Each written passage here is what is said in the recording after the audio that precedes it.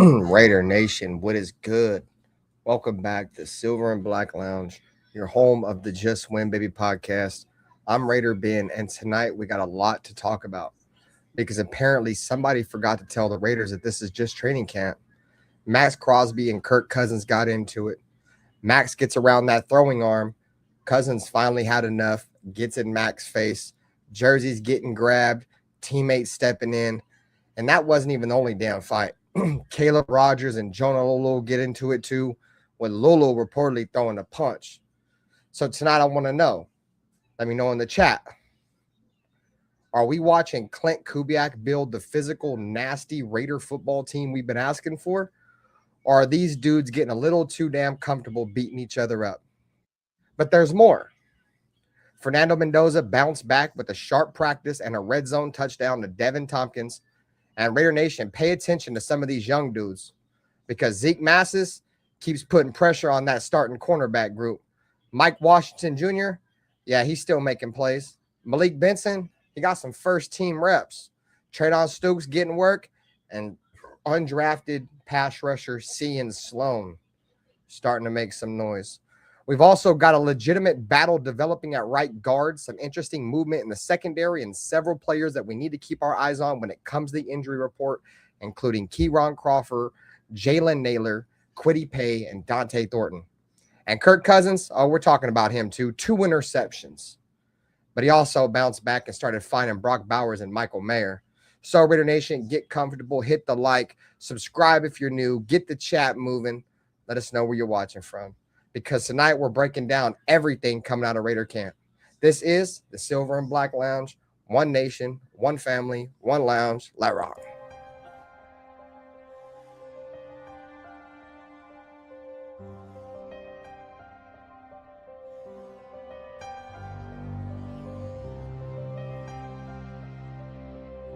They didn't have to say much. This is the Raiders.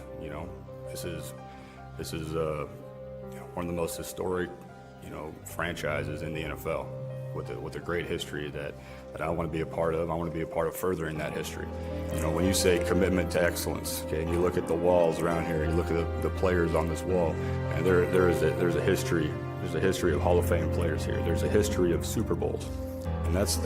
And with all this situation and all this shit I went through, the biggest thing that I took from it is I don't give a what everybody has to say.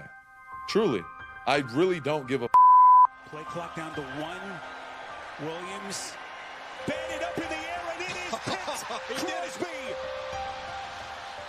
He has been a beast. We do believe that this is a game psychologically of intimidation and of fear.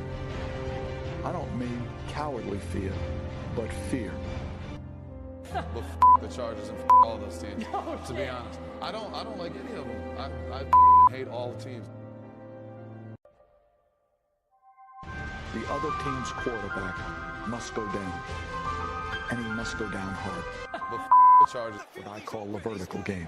We were going to stretch the field vertically. When we came out of the huddle, we weren't looking for first downs. We didn't want to move the chains. We wanted touchdowns. We wanted the big play, the quick strike. It's number one to say you want to do that. It's number two to say that you have the players to do it, but it's number three to do it. Hard. Try not to make mistakes, but don't worry about mistakes because there's only one thing that counts. Just win. Your commitment to excellence and your will to win will endure forever. You will not get it.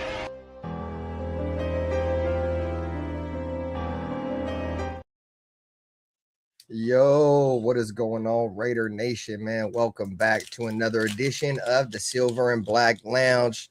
I'm your host, Raider Ben. That's my brother right on this side over here. Nutty Raider Nate tapped in with the Loaded Box Entertainment. My boy Dirty's back, bro. He's going to be back with us here in a little bit. Should be tapping in shortly. But, man, we appreciate every single one of you taking some time out of your night, man, on a Friday night to come hang out in the lounge and talk some ball. I think we got some entertaining things to talk about tonight. I think tonight's show is probably going to be one of the more action-packed shows that we've had so far with a lot of physicality going down in Raiders camp right now, man. So I'm excited for it. Like the question is pulled in the chat right now, guys. Is this fighting bad, good, bad, or neither for the Raiders, man? Let me know in the chat how you guys are feeling, man, with all that shit to the side. What's good, Nutty Raider Nate? What's happening? What's cracking? What's Gucci? What's good? It's Friday. We made it. We made it. Another one. I'm gonna get DJ Khaled in this bitch. Another one. You feel me? My legs ain't matching up with my upper body right now. So here, let me see if I can make a movement. Let me see, move my body over here. There we go. Type shit.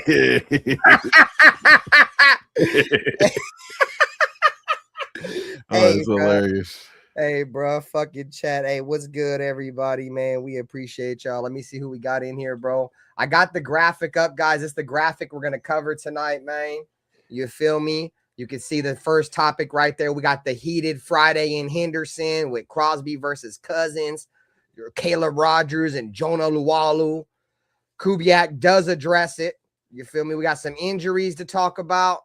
Some top storylines: Fernando Mendoza, Mike Washington, Malik Benson, Zeke Massis, Traydon Stokes, the right guard battle there between Caleb Rogers and Jackson Powers Johnson, the constant cornerback battle that's been going on, and then the breaking news that has come out of camp today with Sion Sloan showing up a little bit, wide receiver Devin Tompkins looking good, and then Brennan Jackson showing up, man. So we're gonna cover all that shit tonight. Let's give hey, what up with you, dirty goddammit? What up with you, brother?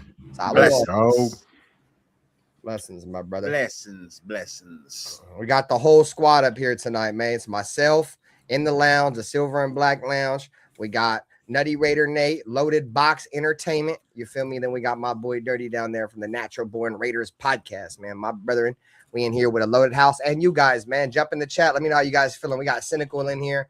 He in here talking shit. He a Charger fan, though, so nobody give a fuck about what he got to say. I fuck with you, though, Cynical. All bullshit aside. What up, Bruce Willis? What up, gang? What up, Jason Marshall? Appreciate you guys for coming through. We the people's in here. I'm currently in the process of rolling Reginald. So if you got some Reginald to roll up, you feel me? Roll that Reginald, get you a drink, pull it up, and to jump into the lounge, man. You feel me? Pull up a chair. There you go. You got it. Yeah. Hey, chat. So the new like term around here is pull up a chair, goddammit. So if I say pull up a chair, that means hit the goddamn like button, goddammit. Shout out to Anthony Provencio. What up, Mo? I got to turn Nightbot on. Nightbot's over here sniping from my play-by-play from yesterday.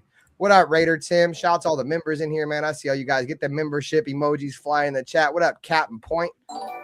Listening from Honolulu. I just got something came in. I don't know what the hell that was. What up, Captain Point? We got 800 joules from Ronnie Grenon. Shout out to Ronnie Grenon with the 800 joules. He said, studying for a test on Monday. Please send good vibes my way. Hey, good luck, Captain Point. You got this, bro. Feel me? You got this, Captain Point. Shout out to my brother, Captain Point, in here. Shout out to Ronnie Grenon with the 800 joules, bro. I appreciate you, gang. Much love. And that's it, man. Shout out to the chat. What up with you, Raider Paul? What up, Rosetown? All right, guys, let's just jump right into it. So the report came out today of the fight, or what would have been fight, between Kirk Cousins and Maxx Crosby. So from what I heard, and I think we all kind of know how Maxx Crosby is at practice. Apparently, he got a little bit too aggressive with Kirk Cousins one too many times. Hit his throwing arm not once, but twice. Quarterbacks wear a red jersey for a reason. And Kirk Cousins didn't like that very much. Apparently snatched up, that might be the wrong word for it, but he grabbed up Maxx Crosby by the jersey and was getting ready to possibly swing on him. And it had to be contained. So before I talk, let's go with Nutty Raider Nate. How we feeling about this whole fight right here, bro? Something we need to be concerned about, or just two alphas going at it, or how we feeling about this shit? It's something the team needs. It usually happens. It's better if it happens more organically. To me, this kind of felt more manufactured. I don't know. Okay. I don't know. I just my experience being on some teams.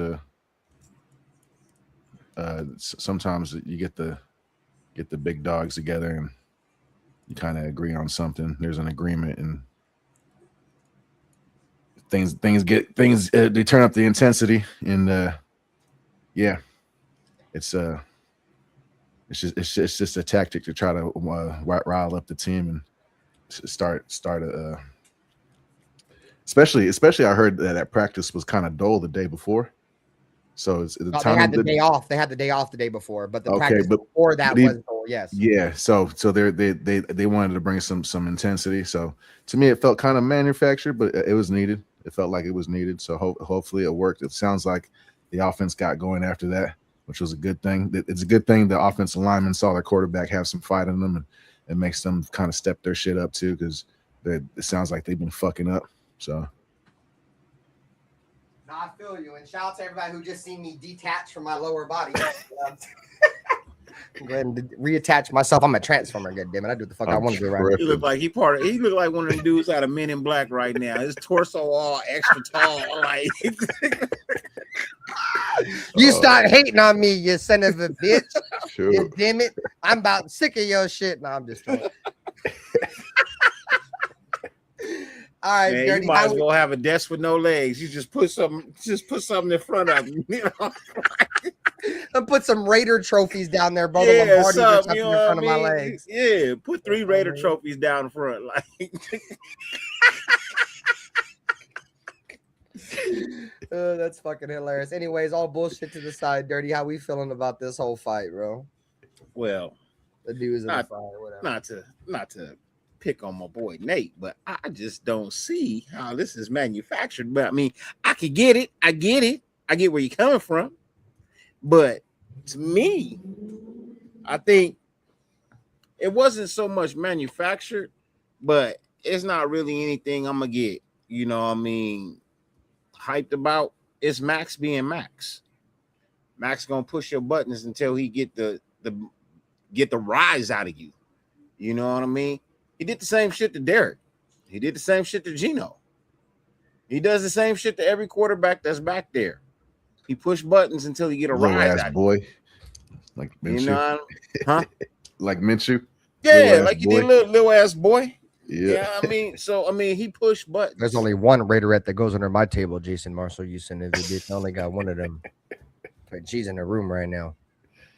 So, you know, for me, I feel like it's just Maxx being Maxx. It's not a big deal. You know what I mean? To me, I like to see the fight in Kirk. You know what I mean? I like to see the fight in Kirk. You know what I mean? It tells me he ain't no pushover. He ain't no punk. You know what I mean? There's other quarterbacks that'll probably bow down and not say nothing. He rose to the occasion. Derek Carr. Yeah, nah, not DC. Maybe Minshew. There was maybe Aiden O'Connell, but you know what I mean. Like I would have thought Kirk Cousins. But no, you know what I mean. He rose to the occasion.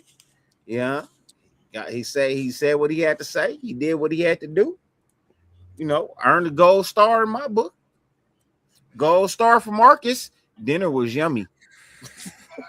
So Joseph Fattens makes a very interesting comment here, and I don't think I agree with it whatsoever, but we're going to read it out anyways. Cousins better never get hurt. Cold reality is that Mendoza will be the next Justin Fields. All right, so first off, that's a terrible fucking take. To compare Fernando Mendoza to Justin Fields, who did absolutely fucking nothing compared to what Fernando Mendoza is, a little bit of a stretch. And then he said, Cousins is the closest we will ever get to Jim Plunkett. Oh. False. That's a stretch, bro. That's a stretch. That's a stretch, bro. I mean, I know Carr is the closest we've ever got to Plunkett. Now, I think what he means is like Jim Plunkett was a free agent quarterback. You feel me? And Kirk Cousins is a free agent quarterback. I think that's what he means by that. Like the next free agent guy. That's all you could connect them to. You can't connect them to nothing else. What up, D-Mo? Shout out to my brethren. I mean, by all standards, we know who the record holder for the Raiders are in all statistical categories as a quarterback, right? So if anybody's trying to be the next anything, you need to try to be the next DC and better. Because the reality is, I've been watching film over these last couple of days, man. I've been trying to keep my mind off other shit. You know what I mean? I've been Type traveling shit, down yeah, the yellow brick road to see, you know what I mean, what's really been going on the last couple of years. You know what I mean? And in all honesty, it's been the quarterback play. We either have good defense, bad offense, good offense, bad defense. We have yet to have average of both. So I really see a lot. I see a lot of what this team could be and do this year. You know what I mean? That other people probably just ain't seeing. But hey, you know, I like the fight. I like the fight. It shows me spirit. There's some enthusiasm going on. It tells me this team wants to be better than what they were. I'm not mad at it. You're not gonna get a rise out of me. So shout out to Rosetown. He said both sides having someone to step up and call each other out now. Let's just improve and get better. You know what I'm saying? No, and this is the one thing I'm gonna say, bro. And the Raiders, Kirk Cousins is not a pushover, dude. He's not, bro. You can tell by the way he plays that he's a tough motherfucker. You feel me? And listen, this Maxx Crosby shit has been an issue for a long time. Like Dirty was saying, bro. Max has been doing this shit, getting a little over aggressive with redshirt quarterbacks for a long time, bro. You guys, if you guys remember correctly, he said that John Gruden said that if Maxx Crosby ruins another play for Derek Carr, he was going to cut him. So Maxx Crosby's been doing this shit for a long time. He's been fucking with Derek. He was fucking with Geno. Bro, this shit's been a thing that Maxx Crosby's been doing for a very long time. And you're finally seeing like a quarterback that ain't going to put up with it. You feel me? And I'm not saying that, you know, any of these other quarterbacks were pushovers. What I'm saying is that Kirk Cousins just ain't going to have none of that shit, bro. You feel me? And that's just his personality, bro. And I like that, dog, because one of the offensive linemen, it was an offensive lineman or somebody in the presser, bro. I don't remember exactly, but you guys will probably remember.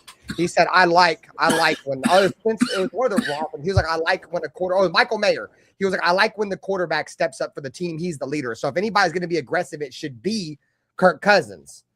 So I like that Kirk Cousins went out and showed his teammates, bro. Like, I ain't gonna pull up with none of this shit. You feel me? So I do like that, bro. But Maxx Crosby's been doing this shit for a long time. And it seems like he had never really got put in check until he got put. I don't know if put in check's the right word, but he got put in check today, bro. You feel me? He got snatched up by a quarterback, dog. We're talking about Maxx Crosby, big time Maxx Crosby getting snatched up by Kirk Cousins, dog. Like that's kind of crazy. From what I understand, I was told Kirk Cousins said, I ain't one of these punk ass quarterbacks that used to be here. I'll fuck you up. That's what I heard he said. And Max was like, Kirk Cousins talking be talking that shit, bro. And Max was like, who you talking to? And Kirk said, I'm talking to your overrated, traded ass. And yeah, that's what. Damn. That's what I heard. God damn. That's what I heard was said. I could be wrong.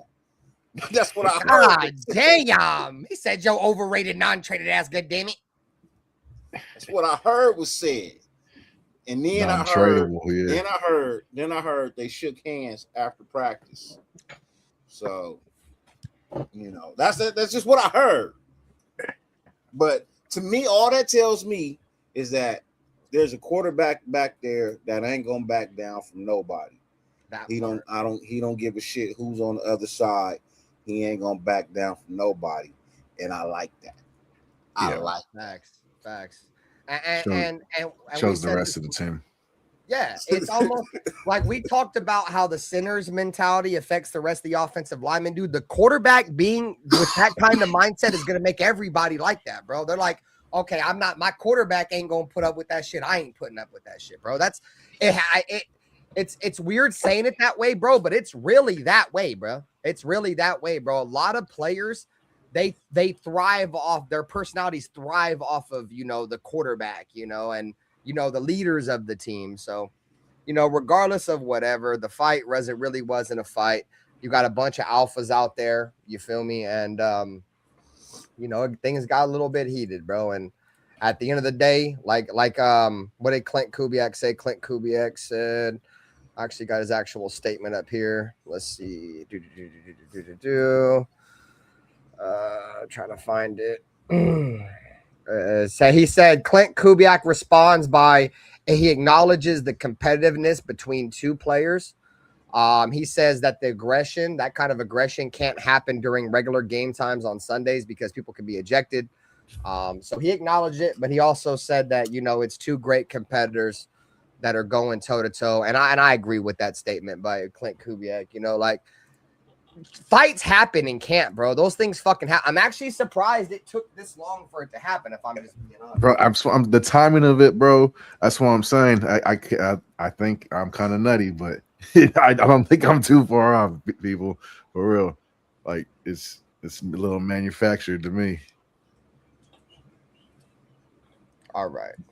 All the same, it's the same effect. Hopefully, it works. Shit, whatever lights some fire under these motherfuckers' ass, bro. If that's what they needed, you know what I'm saying? He said, shout out to Kirko. I like that. God damn it.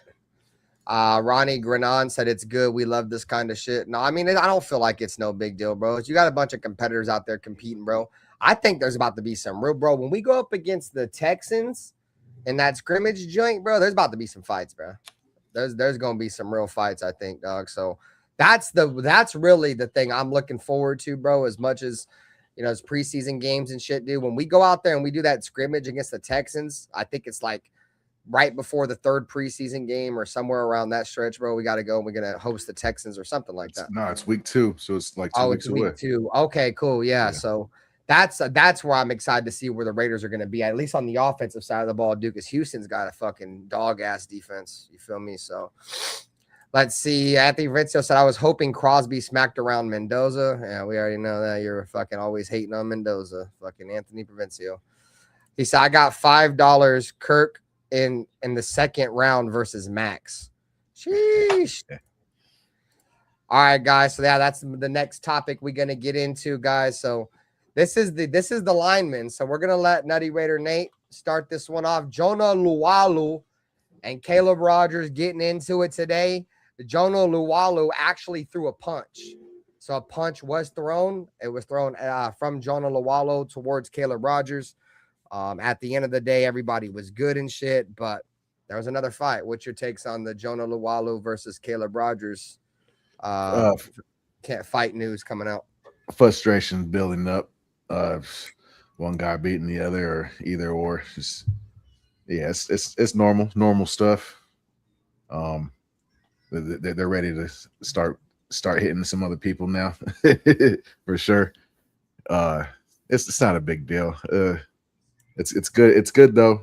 It's good that they got some fight in them. Lalu's getting some playing time taken from him. Tonka's taking over, so it's good to hear that.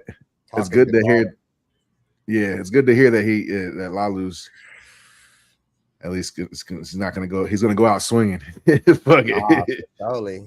Yeah, that's some Raider shit. And no, you're right, bro. We're talking about the trenches. That's more of a position to where you would see fights than a defensive end or a pass rusher and a quarterback. You know what I'm saying? Like that was every play. That's what I'm saying. That's why it's not really that big of a deal compared to the whole Maxx shit. The only difference is you got, guys that are literally hitting each other every single play, so like Nutty Raider Nate's frustrations builds up, you know what I'm saying?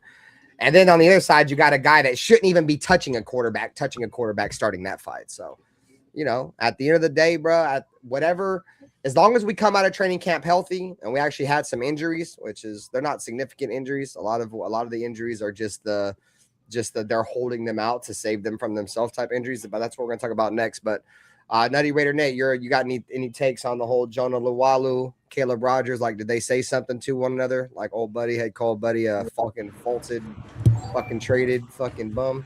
What up, Raider Knight? Saludos, bro. Appreciate me you. or dirty? No, dirty.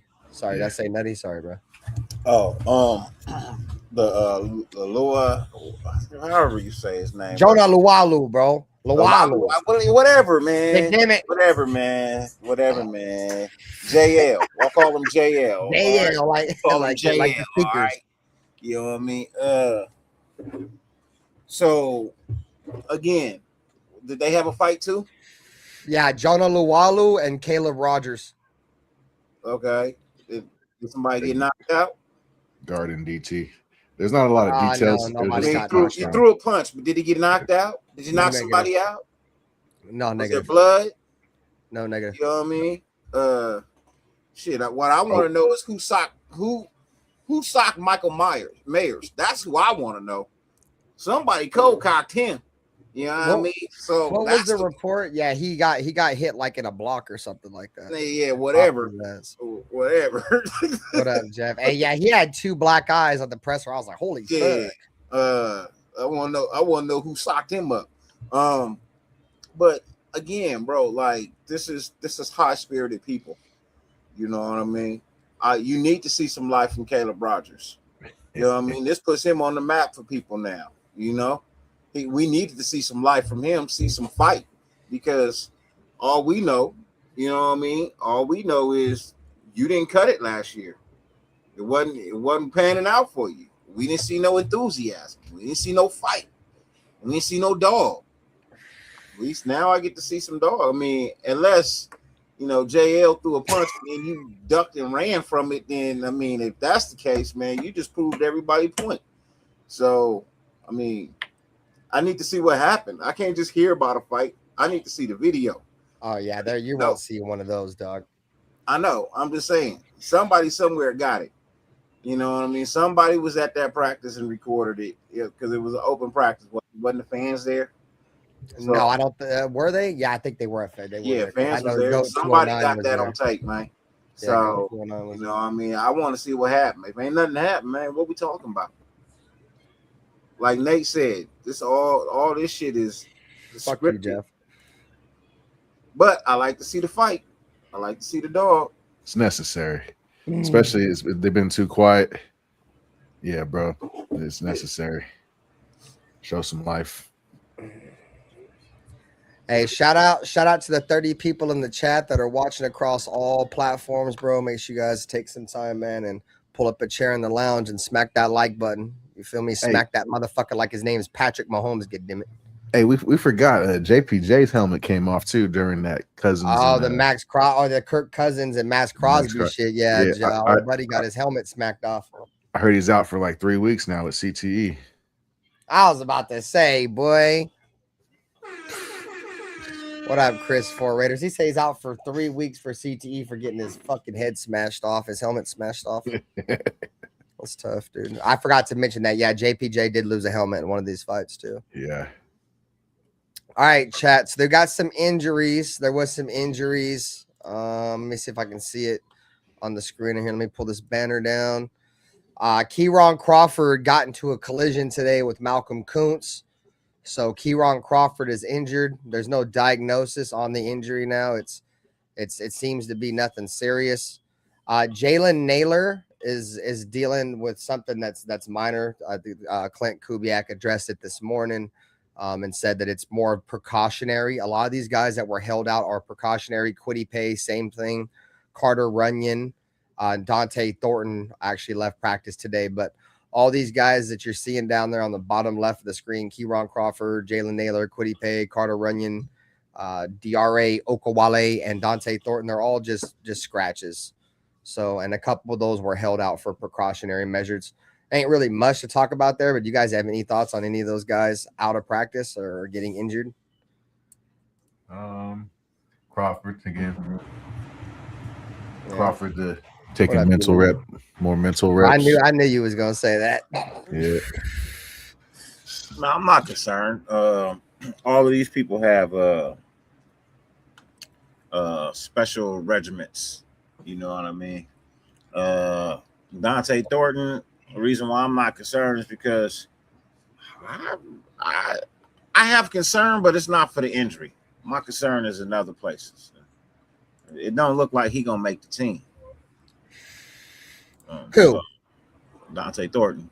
Oh, he might not, bro. I mean, the way Buddy's playing, Malik Benson, he might not. He might not, bro. I mean, they're not going to run Jack Besh off because Jack Besh is making more money. He's a second-round pick. They're going to It's not even that. It ain't even that. He's actually performing better this year. I gotta see. Like he looks like they're saying he looks like he actually learned something from last year. Like he took the offseason and put some work in. They're not seeing that from Thornton. Nobody's seeing that. You know what? Thornton is going to be a lot. He's reminding me a lot of Marvin Harrison Jr.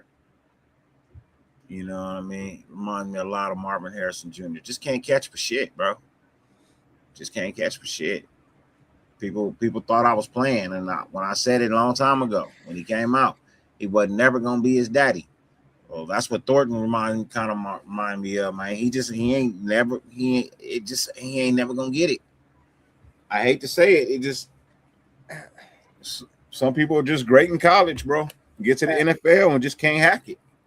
And what sucks too, Dirty, is that Thornton's issue last year, it was his catching, yeah, but it was mainly not being able to create separation.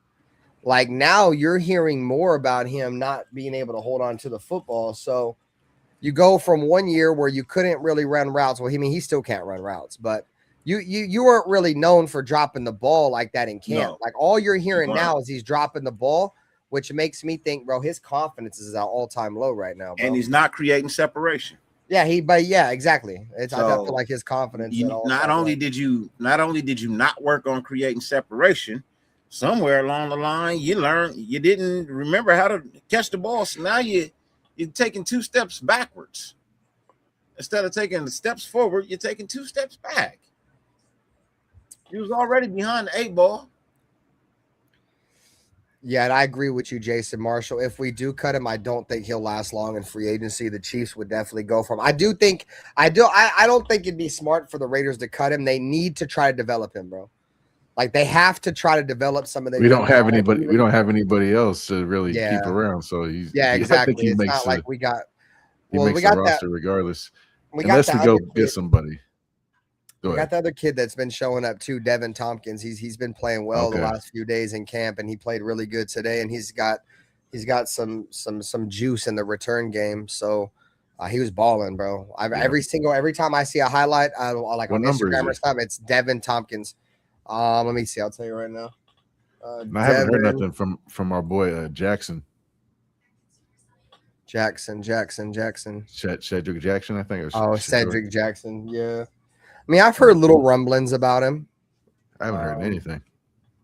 I guess he scored the other day. So Devin Tompkins, damn, he's only 5'8". Okay. I didn't know he was 5'8". He wears number 83, Devin Tompkins. I don't know, bro. Yeah. He's got some real juice in the return game, though, bro. Like, that's where I think he holds most of his value is in the return game, dude. He's a damn good kick returner. I see it. Yeah, he's a damn good kick returner.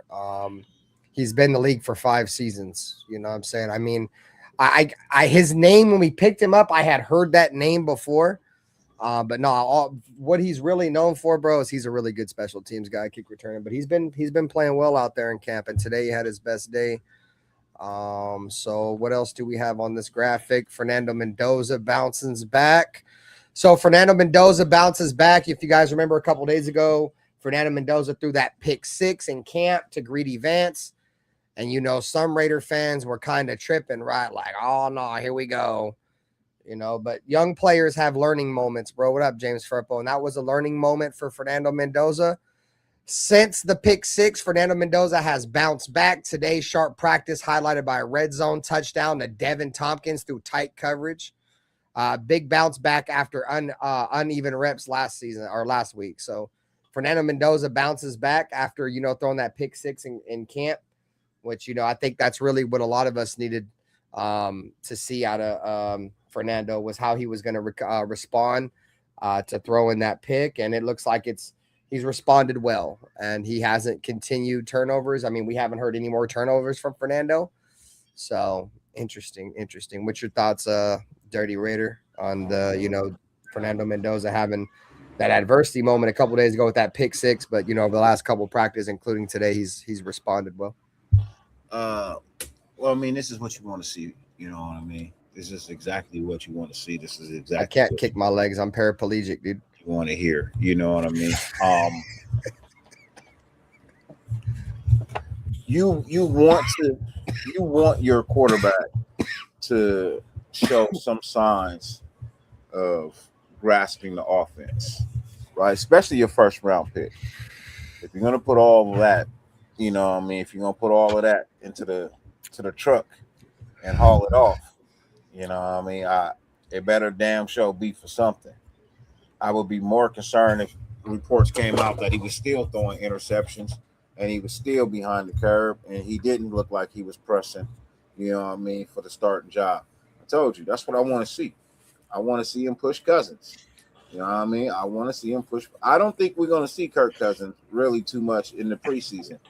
I really don't. You know what I mean? Veterans usually don't really like to play and don't really need to play. He might get a few snaps, but I think for the most part, it's going to be Mendoza and Aiden O'Connell. And, yeah, me too. You know, I want to see who can do what. You might get a little splash of that Jacob guy, whoever he is. I don't know who he is, but you definitely see a lot of Aiden O'Connell and definitely see a lot of Fernando Mendoza. So to hear that, you know what I mean, he's looking up, you know what I mean, it looks like a bright side, you know, like they made the right choice. Can't be mad at that. No, definitely with you. What's your thoughts, Nutty Raider Nate? For Mendoza. The comeback after the interception. Yeah, the pick six he threw in practice a couple of days ago.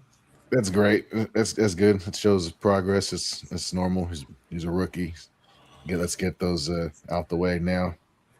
Better now than later, I guess. Yeah, no problem. No, I'm not too worried about it. It's I'm glad our defense is playing defense. I feel like that. I don't know if this is like reaching, maybe, or that might be the wrong word, but I think that this is what we should have expected from Fernando, right? I mean, when you draft somebody, with the first overall pick, I mean, of course, everybody's gonna make mistakes, bro. But I think him bouncing back is what we should expect, bro. I think when you invest that highly in a quarterback, one of the main things he has to have, bro, is a short memory, bro. And that I think that's a lot of what Fernando Mendoza is. A lot of his game, bro, is psychological, bro, with Mendoza. That's what, in my opinion, is what makes him so good.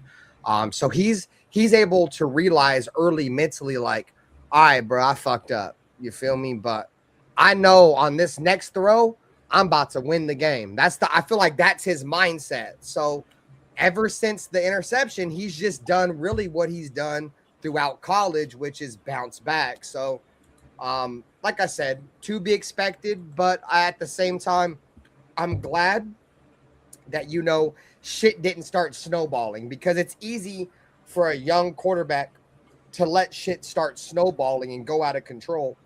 And he was able to, you know, understand, you know, it was a mistake and get over it early, bro. So yeah, man, shout out to Fernando Mendoza. You know, keep going out there, keep learning day by day, week by week. And, you know, if it's not week one, you know, Fernando, you're going to have your shot to get out there sooner than later, my boy. So just keep balling in camp, bro, and you're going to have your shot. Shout out to the 30 people across all platforms, whether you're watching the Loaded Box with Nutty Raider Nate, you in the lounge with Raider Binther, or you in the Natural Born Raider podcast with Dirty Raider, man. You guys hit the like button, subscribe, see what you guys got going on the chat real quick before we move on to. I will ask this. Go ahead and hit the chat. I'll go ahead and ask this. You guys watch you watched the Beck. What's his name from Miami? Who went to the Cardinals? Carson Beck. Carson Beck. Yeah. Yeah, he played well last night. He balled out. So did the other kid, bro. The other kid for who was the other on the Panthers? I mean, it was the Hall of Fame game, so they're playing a bunch of. Hey, look, last night game ended great. You know what I mean? That's what you want to see. You know what I mean? That's how you want to see a season start. You want it to come down to the last couple of seconds. You want a quarterback to put his shit on the line and go for it. That was a great fucking ending to a game last night, bro. No, I was. I was hella drunk, bro. I did the Cardinals play-by-play. are trash, but the game was good. Bro, but I did the play-by-play, bro, and by like the second half, I mean, I could have did the second half, bro, but I just lost interest, bro. Like, I be wanting to call other games, bro. I just lose interest, bro. Like, I don't really give a fuck, dog. Like, it's cool and all, but it's just hard for me, bro. I can't be genuine about that shit, and that's one thing about me, bro. If I feel like I got to come on here and fake the funk to do another team, I don't want to do it, bro. You feel me? But last night I enjoyed it, bro. Like, I got a little of actual real game rust off with the play-by-play because I've been just doing fucking Madden shit. So I was able to shake a little bit of rust off last night. It was cool, but no, it's hard for me to watch other teams, bro. Like it's hard, bro. Like I have zero interest in anything but the Raiders, bro. Like, you don't know the players. You don't know that. See, if you play fantasy, it'd probably be easier for you to watch other teams. I'm not saying necessarily call other teams. I don't toasty much topic. care to call play-by-play for other squads, but watching other teams, yeah, I do that because I play fantasy football. So I'm watching my players on other squads. You know what I mean? So it's a little different. But yeah, I hear you. If I wasn't playing fantasy, I don't know if I'm too much of a football fan. I just gotta watch. You know what I mean? Especially like Sunday night, Monday night, Thursday night. I gotta watch those games, man. You know what I mean? So I just got so much going on in my life, bro. I'd be like doing so much other shit, bro. I ain't going. Season's so short. I gotta catch whatever I catch. See, that's the issue. That's the thing with me, bro. Like, I don't really give a fuck about football. I only give a fuck about the Raiders, bro. And I mean, I can watch other games. Like, I ain't gonna lie. Like, I hate watch the Niners, religiously a few times a year. I watch them just to pray on their downfall, dude. Just to hope they lose. You feel me? But it's hard, bro. It's tough for me to watch other teams. I just don't have interest in it. No, I hear you. I just love football. No, I feel you. I just love football. So. All right, guys.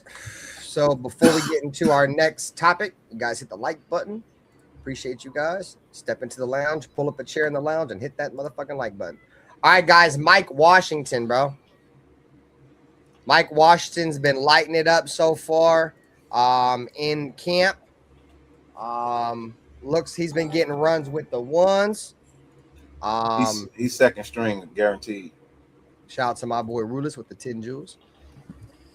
Mike Washington's been killing it, bro. Mike Washington might be like, we talk about steal of the draft, like he might be up there with the steal of the draft, bro. Even outside of Jermod McCoy, because Jermod McCoy, if he stays healthy, he's by far going to be the steal of the draft. It's not going to be close.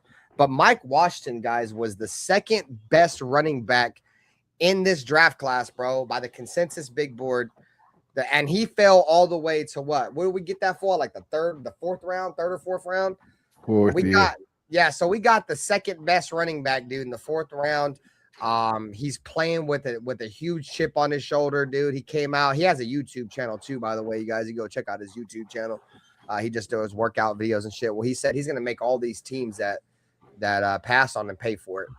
And he's extremely powerful. They're saying out of camp that his power, his strength truly shows, and he's got that breakaway speed, bro. Like Mike Washington, I think Ash and Genty special, bro. I do, but dude, Mike Washington might really push him, bro. Might really push him, dog.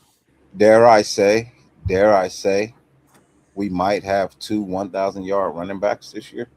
The way Clint Kubiak calls it, I wouldn't doubt it, bro. Like to run the ball. I'm telling you, bro. I feel like we might have 2 1,000-yard running backs, bro. Offensive line can move some folks, bro. Even if the offensive line just plays halfway better than what they played last year, I feel like we might have 2 1,000-yard running backs on the squad right now, bro. That's just me. I don't know if anybody else is saying it, but I know I'm saying it. I think we might have 2 1,000-yard running backs. Let's go. And y'all know what that did for the Lions. You see what it did for the Seahawks. Just saying. I mean, and they have, I won't say two different skill sets because they're both very good at both of what they do. They're both good with. They both have solid vision. They're both powerful. They both have breakaway speed. It's just I think what's gonna make it different for defenses to defend is because Genty is small and Mike Washington's big. You're going to have a 5'8" running back in there, 5'9", whatever Genty is, and you're going to get used to that. And then, boom, bro, here comes this big 6'3" fucking Tonka truck coming through, dog. You feel me? With breakaway speed. You feel me? Like that. That's actually intriguing, bro, to see what they're going to do with these two backs. And, bro, you know what's crazy, Dirty Nuts, you bring that up? Bro, he has Kubiak. If he really wants to run like the single back, the 12 personnel or whatever, dude, he's literally got 2 elite running backs and 2 damn near elite. I won't say obviously elite, maybe a little stretch because Mike Washington ain't played, but he's got 1 elite running back and 1 potentially elite running back. He's got 1 elite fucking best tight end in the NFL and 1 that should be another elite tight end, bro. So he's got, in terms of just like 12 personnel, bro, he's got a flurry of running backs and tight ends, dude, that do their job extremely well, bro.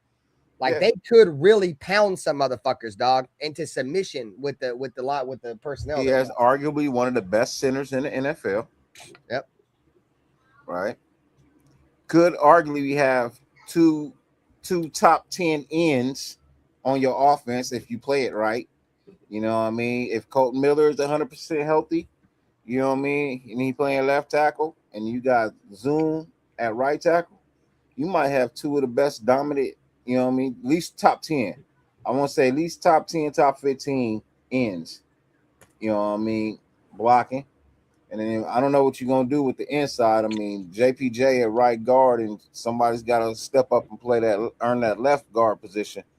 But I personally think, you know what I mean, we might have 2 1,000-yard running backs.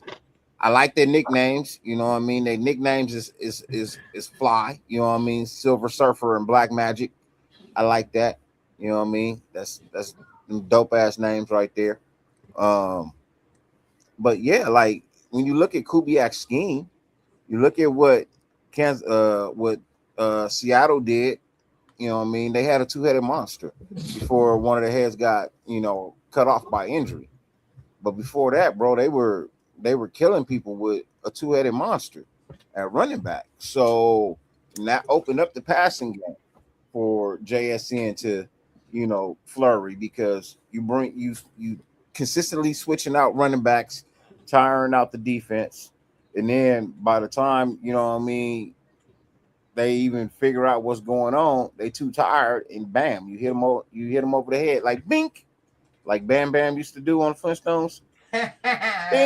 You know what I mean? Or that fucking dinosaur used to do with the frying pan. Yeah. Bink. Bink. Not the mama. Yeah, that part. There you go. Oh yeah. Not the mama. I forgot what he said. Yeah, that part. Hey, bro, that was my shit. I ain't gonna lie. I used to one of the dumbest fucking shows ever made. Yes. I used to fuck with that cartoon. Yes, my shit. One of the dumbest fucking shows ever made. It lasted like 2 seasons. Yeah. Hey, have you guys seen any of the footage from the practice yet? Any clips, the one-on-ones? I've seen some shit on Instagram. Bro, I seen some impressive things. I seen some nice things. I seen some bad things. Yeah. I didn't like what I saw. Look, I seen some good. I seen some bad. I seen a little bit of everything. It's not like I'm just seeing highlights. You know what I mean? I'm seeing the low lights too. I saw Linderbaum get beat by Adam Butler. You ain't gonna win everything. And shout out to Jason. Was it Raider Nation for Life? I forgot to mention this. Speaking of Mike Washington, today in training camp, he ran right through Jermod McCoy, bro. So right here, this one actually.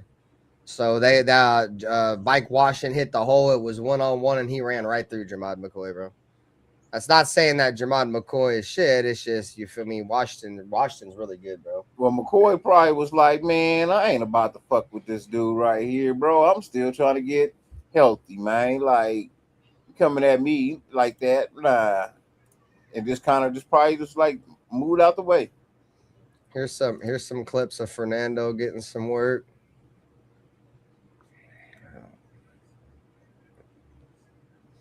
So I did hear today in camp, guys, they were running 12 personnel, right? So they're running 2 wide receivers and 2 tight ends.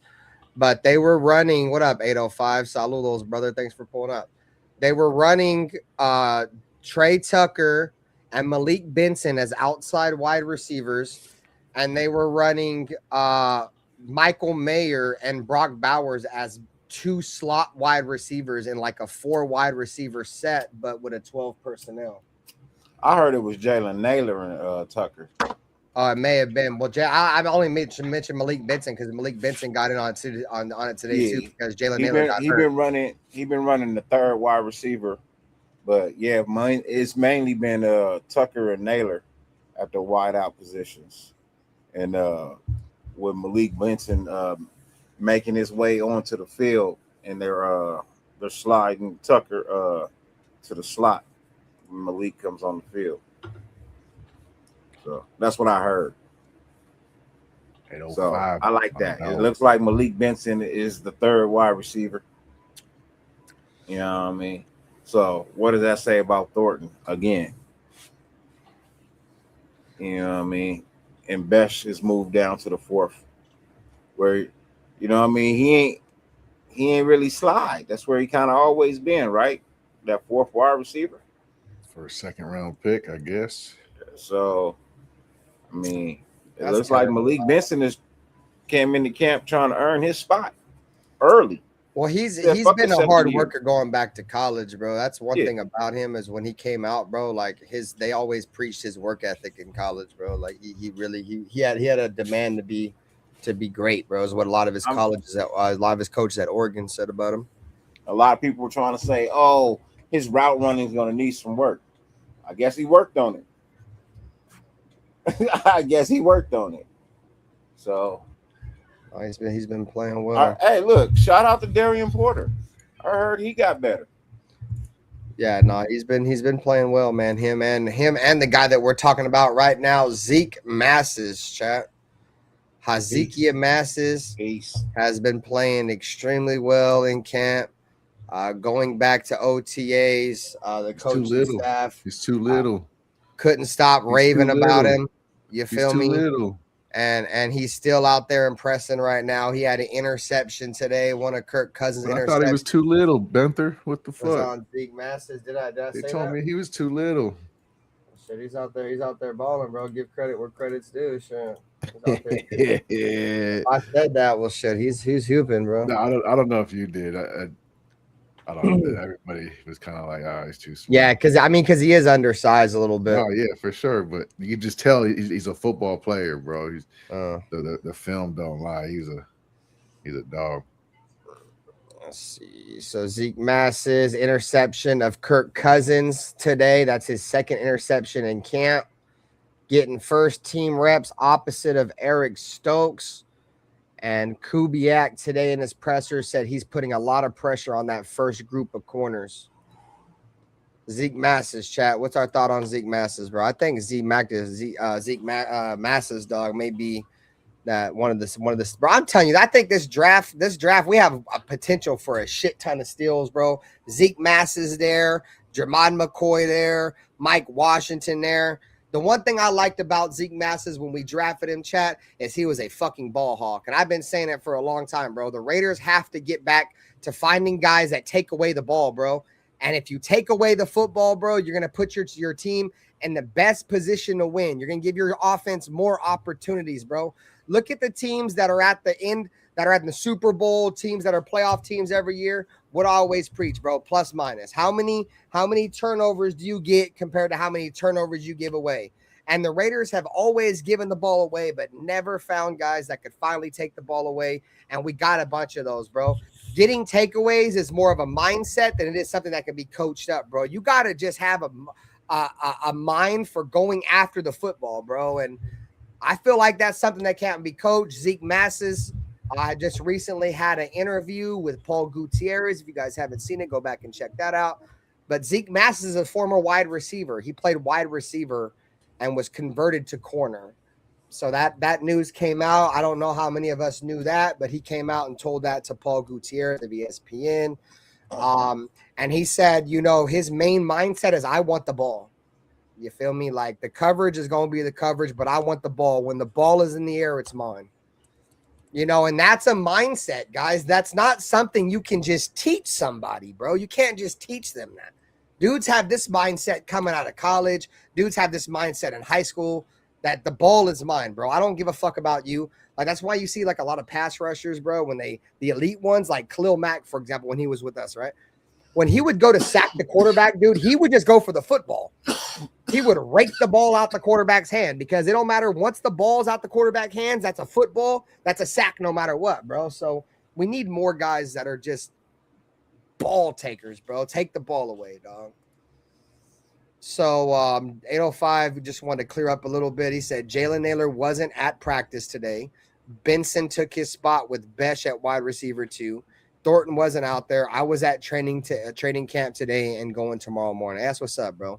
Shout out to 805, bro. Covering the Raiders in camp right now. No, I didn't mean today. I didn't mean today. I was saying, like, I've heard, you know, for the most part. No. Well, earlier the whole situation with Michael Mayer and Brock Bowers is something they just started today. That's why I think reason why it was brought up. Anyways, Nutty Raider Nate, what's your thoughts on Zeke Massis, dog? And how he's I'm a huge fan. Be the real deal. What up, I'm Raider a Nate huge fan. 510? What up, Milka Beezy? One of my favorite schools. Went to Cal. Christopher Raider said Zeke Massis is 6'1". Okay, Florida.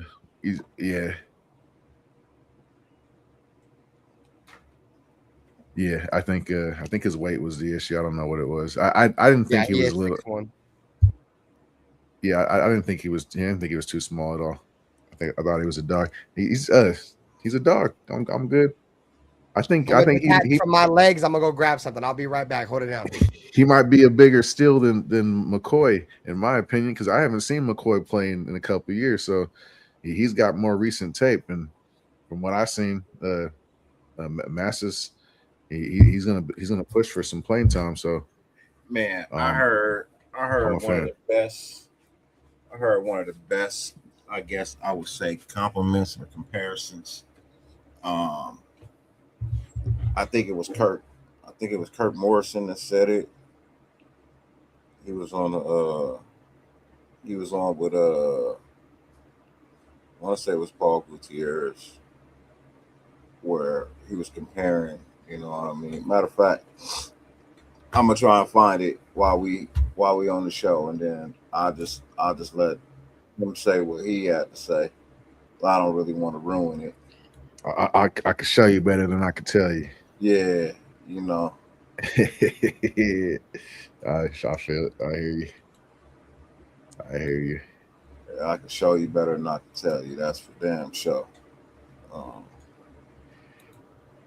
Let me go into my watch history, bro. But I also saw Malcolm Kuntz get the best of Colton Miller. It was kind of more of a tie, but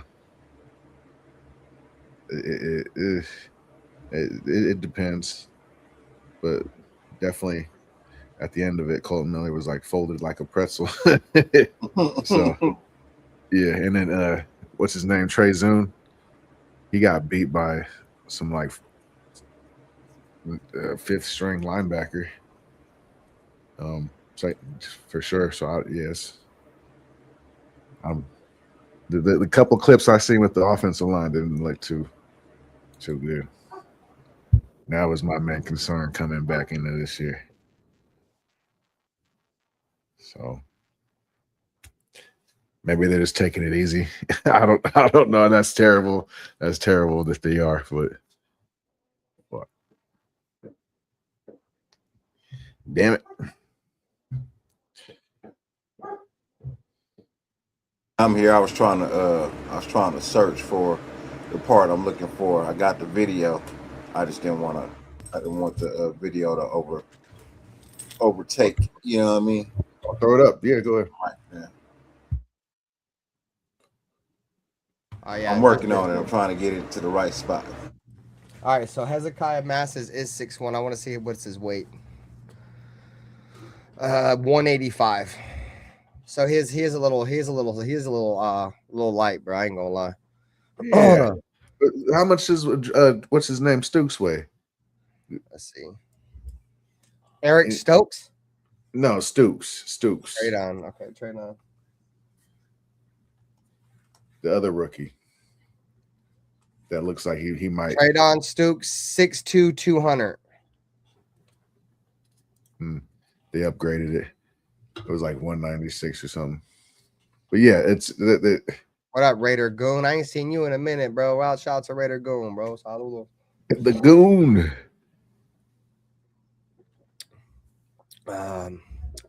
Jason Marshall said masses and decam improvement will be good for McCoy. Oh, so that's why I want to show from 805. He said masses had a good red zone interception against Cousins today on an 11-11. He sat well in the zone with Brock Bowers coming his way. So they was looking for Brock Bowers, man, and my boy Zeke Masses jumped in front of that joint and said, "No, sir, Bob." You feel me? Not today. Not today. Shout out to Zeke Masses, bro. Said, bro, that's one thing I liked about him, dude. I think a lot of us liked about him. He just takes the ball away. He makes plays. He's got instincts. Yes, yeah, he's got bro. instincts. Yeah, bro. And it makes sense now that he told, Paul Gutierrez that, he's a former wide receiver. So it kind of makes sense why he's got great instincts now after he said that. You feel me? He's like, I understand what receivers want to do to me. You feel me? So he knows. I mean, it's going to be interesting, bro, because Darian Porter looks good. And we can talk about Darian Porter in terms of how people thought about him or whatever. But Eric Stokes had like an 86 or something, 87 QBR when targeted, which is good. And we all know how good Eric Stokes was last year. Darian Porter, he had like an 82, and Darian Porter had like an 86, bro. So you had Eric Stokes, who had an 82 QBR when targeted and was one of the better corners in the game. You know what I'm saying? And you had Darian Porter, who was a rookie and had an 86 QBR, only a 4% QBR off one of the best corners in the game last year, dude. So, I mean, I think Darian Porter's he's got talent, bro. He's in my opinion, he's got what it takes to play corner. He just got to be developed just a little bit more. And that's to be expected from a guy that's a converted wide receiver. And it's crazy that Hezekiah Massis said that he's a converted wide receiver too. But the only difference is that Darian Porter converted to wide receiver in college, and Hezekiah Massis converted to corner coming out of high school, because he said his high school coach said he should play corner, and he ended up switching to corner and going to college and obviously making the NFL as a corner. So. What do you think about Stokes falling behind Polamalu as far as free safety? I think it's because mainly trade on Stokes. He's being asked to do a lot. This scheme is very what's the word I'm looking for, bro? It's very tough scheme for a young player to learn at that position, because they're asking these safeties that are coming out of college to do a lot now, bro, and including playing slot corner. I think he's just trying to find a role in that scheme. And, I think a lot of us like Isaiah Polamalu. And Isaiah Polamalu's got length. He's got range. He's got athleticism. If Polamalu can be coached up and not give up a bunch of shit like he gave up last year, I think a lot of us think Polamalu is decent. You know what I'm saying? Like, he gives up shit, but yeah, he's also, you have to keep in mind that Isaiah Polamalu last year was the first year he's ever started in the NFL. He had been in the league for a few years, but that was his first actual year starting. I think he was ranked like the worst. Not led the team in tackles, but he was like right behind fucking Devin Bush or Devin, where the fuck his name is, Devin White, for tackles on the team, and he was a safety. So. Yeah. What up, Stillmatic? What were you saying, Nutty Renee? He was ranked one of the worst at free safeties in the NFL last year. No, yeah, he was getting fried last year. Like I said, I get it. But one thing that about Isaiah Polamalu, dude, is he's a great communicator. He's going to keep the defense lined up in the back end. And he learned that from Trayvon Merrick, bro. Trayvon Merrick is a dude who kind of taught him, that's really been the reports coming out of camp right now, is that, Isaiah Polamau is the most vocal player in the secondary right now, bro. When he's out there with all the young players, he's keeping everybody calm, making sure nobody goes crazy, and just keeping even kill with everybody, bro. And that's a lot, bro. Don't get me wrong. To communicate. We need that for sure. I'd rather have Polamau. I'd rather have Polamau pan out. But at the same time, it's like another second round pick. We're just gonna kind of hang him on the shelf. Second round picks have been rough on us. I found the clip. Tony, play the clip. Play the clip. Shout out to Raider Nation 510. He said Darian Porter is super intelligent and DCam is a dog. Talking about DCam, like DeCamerion Richardson. Yeah. He's getting some playing time. I don't know if I'm gonna label him as a dog yet, bro. He's got the athleticism. He could, but last year he disappeared, bro. That's what I'm saying. He's been on the roster for a couple years, dude. And he gets a little bit of hype in the preseason, and he just disappears, though. Yeah. So this is Kurt Morrison speaking on real quick. For sure, throw that motherfucker up. What up, Stillmatic? We can't hear it. We can't hear it. We got no audio. We got no audio. You can't hear it? No, we can't hear it.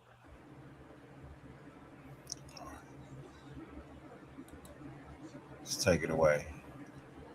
Give me one, so I'm gonna pull it up on this. Yeah, no doubt, no doubt. Jason Marshall, who has the green dot? Quay Walker. Quay Walker is your green dot. I guess it would make a lot of sense too with the history of Nakobe Dean and sometimes his inability to stay on the field. I think it's only smart to give it to Quay Walker. You know what I mean? So Quay Walker can use the green dot. So he knows, or he should. What I meant to say is he knows how to use the green dot. He knows how to call plays and shit like that. So that's one thing that's cool about the two linebackers the Raiders picked up, because they can both be a middle linebacker. They can both play outside linebacker. They have a very versatile group of linebackers, the Raiders, bro. That's one thing that's so cool about them, but they're just top heavy. But when you talk about the linebackers in Quay Walker and Nakobe Dean, I mean, both of these guys can run with most running backs and tight ends in the league, dude. They're going to run with them. They're not asked to guard wide receivers much. They probably can't really guard wide receivers, and depends on what wide receiver it is. But for the most part, they're not going to have to worry about that. But the point I'm trying to make is, bro, is Nakobe Dean and Quay Walker are two very similar players, bro, and they are side-to-side linebackers, dude. They can literally run. They can run, bro. These dudes are athletic linebackers, dog, and I don't think the Raiders have had, two true sideline-to-sideline linebackers on the same field since, like, Thomas Howard and Kirk Morrison. You feel me? We had two linebackers that could really cover sideline to sideline. And that's why I like about these linebackers. So you're saying we got a chance?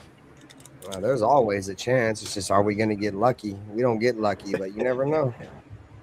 Never, bro. Yeah. This could be the year that we get lucky. Yeah. A lot of things got to line up. All right, guys. So let's get into the next player who's been hooping out there in camp. Let's throw him up. Malik Benson, chat.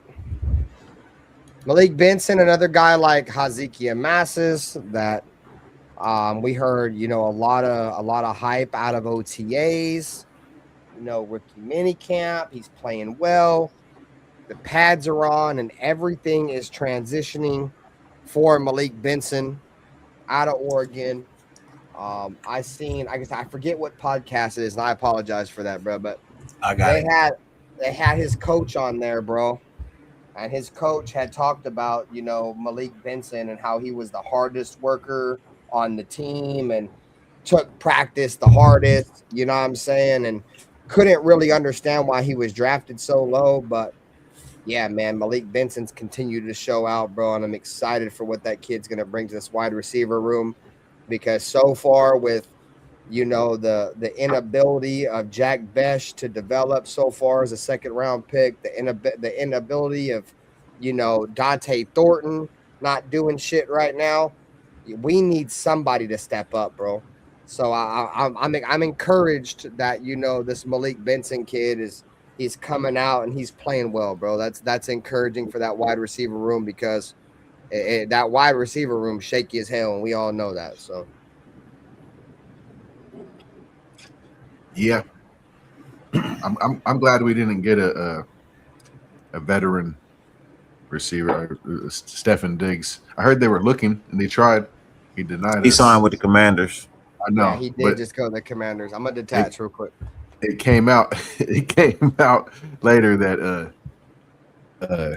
we attempted it, or we threw our bid in, and he denied us. That's cool, because we wasn't gonna pay him a lot of money. You know what I mean? Is it a position of need? Yes, but can it be filled in-house? Yeah, it can. Somebody's just got to step up to the plate and show that they want to be a number one. You know what I mean? That's all it is. It's the will to want the job, bro. Yeah. It's the will to want the job. Nobody is born a number one anything. It's the will to win, goddammit. They fight for it. They go get it. You know what I mean? So for me, the fire that burns the brightest in the Raiders organization is the will to win, you son of a bitch. Hey, look, if you take two wide receivers and they equal a number one, I'm fine with that. What up, Aunt? That means they both produced. I'm fine with that. I'm fine with that. It's better than having no receivers produce. I'm trying to tell y'all, bro. I feel like the best personnel package for the Raiders, bro. I've said this before, and some of y'all disagree with me, but I'm gonna say it again because we're seeing it in training camp. The Raiders are running a lot of this. Is they are putting fucking Brock Bowers as a slot wide receiver, bro, and Mike Mayer as your typical tight end. So I think that's gonna be some real shit. I told you. Didn't I bring that up a couple of weeks ago? Yeah, we have been talking about that shit, bro. Yeah, I know, but I'm just saying, didn't I bring that up a couple of weeks ago? As to that being something that could possibly you might be seeing a lot of this year. Yeah, because you said could he be our number one receiver? No, for surely. You know what I mean? But he's gonna play a lot like Darren Waller, Dirty, in terms of he's gonna be our number one guy, but he's gonna be able to play everywhere because Darren Waller played slot receiver. They put him up outside. They played him up in line. His skill set is a lot to Brock Bowers. So I think honestly, I'm putting a lot on Malik Benson, bro. I expect the young buck to rise to the occasion somewhere towards the middle of the season and present himself as the number one wide receiver. I feel like he could do it. After this preseason, he might look like the best. It could be him or Naylor. I think Naylor has a lot of talent, bro. I believe Naylor has a lot of talent. I do too. Bro. I think he's got untapped talent, Dirty. Yeah, when you look at the film, you know what I mean? You turn on the Minnesota Vikings highlight film, he's a part of that. He's also a wide receiver that's not afraid to block. That's one of the reasons they brought him in. He is not afraid to lay somebody out, and he does it. He blocks really well. But not only that, he runs nice, crisp, clean routes, bro. He's nice, bro. He's nice. And he has good hands. And it's crazy, Dirty. And he was on a team with two other wide receivers that are better than him, but who better to learn from than double pistol JJ? Are you serious? Justin Jefferson? Dirty and knows boy out of USC? I mean, come on, man. What? You know what I mean? Jordan Addison? Yeah. What? And then having familiarity with Kirk Cousins. You know, I'm just saying, like, I wouldn't be surprised if, you know what I mean? You know what I mean? If he, set himself as the number one, bro. I honestly, it's his turn. It's his time to shine. They see it in him. That's why they went and got him. He's got to step up to the plate and present himself and show the domination of being a true number one. Yeah, Jason, that's what I'm saying. Like a Crabtree. Nobody thought Crabtree could still be a number one wide receiver until he came to the Raiders. and prove that he was still a number one wide receiver. So I can see Naylor being a number one, but I expect Malik Benson to, by the end of the year, show he is the number one wide receiver for the Las Vegas Raiders. You know what's crazy, Dirty, is that when we got Jalen Naylor, a lot of people are like, oh, he's slow, he's this, he's that. Dude, Jalen Naylor has very underrated speed, bro. You know what I'm saying? Like Speedy Naylor. That's what I was about to say, Nutty Raider Nate, bro. They call that man Speedy Naylor, bro.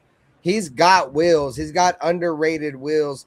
It's just that when he was in Minnesota, he really wasn't asked to do a lot of that shit because they had Justin Jefferson and Jordan Addison to do that shit. You feel me? So with the Raiders, he's got a special combination, Jalen Naylor, bro. He's like Crabtree. Crabtree's a great comparison. I think he's a little bit faster than Crabtree. He's like a Crabtree, like fucking Jacoby Myers, like fucking crossbreed, bro. Like fucking cross strand. If you was to make a strand of cannabis and it was between fucking Michael Crabtree and fucking old buddy, it'd be motherfucking Jalen Naylor, bro. But no, he's got underrated speed, dude, and I think he's playing with a chip on his shoulder, bro, because I think he wants to prove, what he couldn't really do in Minnesota because, he was shadowed by two really good wide receivers. The problem is people look at his 40 time, right? Yes, exactly. His 4.5. But what you're not looking at is what he did in the 100 meters. You're not looking at his 100-meter time. His 100-meter time is fucking crazy, bro. 100-meter time is Jamar Chase as a ceiling for Jalen Naylor is a crazy ceiling, Raider Nation. 10.7 in the 100-meter. 10.7 in the 100-meter. Was that good? I don't run. I'm fat. Oh man. What up, Bueno? Meters is longer than yards, right? Okay. So I think so. Yeah. So take your word for it. I'm gonna copy off your paper and trust you. Yeah, yeah, that's really good, bro. Like 10. Imagine running a whole football field in 10 seconds. Yeah, that's crazy work. You know what I mean? Bloodhound? Plus some, and I mean the whole field. That's from back of the end zone to back of the end zone. So we got a Niner fan. We got a Niner fan on Twitch right now. Shout out to Twitch, Bloodhound. It's not always what. It's not. Oh yeah, go ahead. I just want to get this out there, bro. I don't really get too many football viewers on Twitch. So shout out to Bloodhound on Twitch. Goddammit. He said Raiders actually might have a good defense this year. I'm a 49er fan, and I don't trust y'all offense. That's crazy, bro. Like, I hope we have a good defense, but to not trust our offense, Bloodhound, with Brock Bowers and Ashton Genty and Clint Kubiak, I feel like you guys should trust our offense more than our defense than ours. He should be worried about your offense.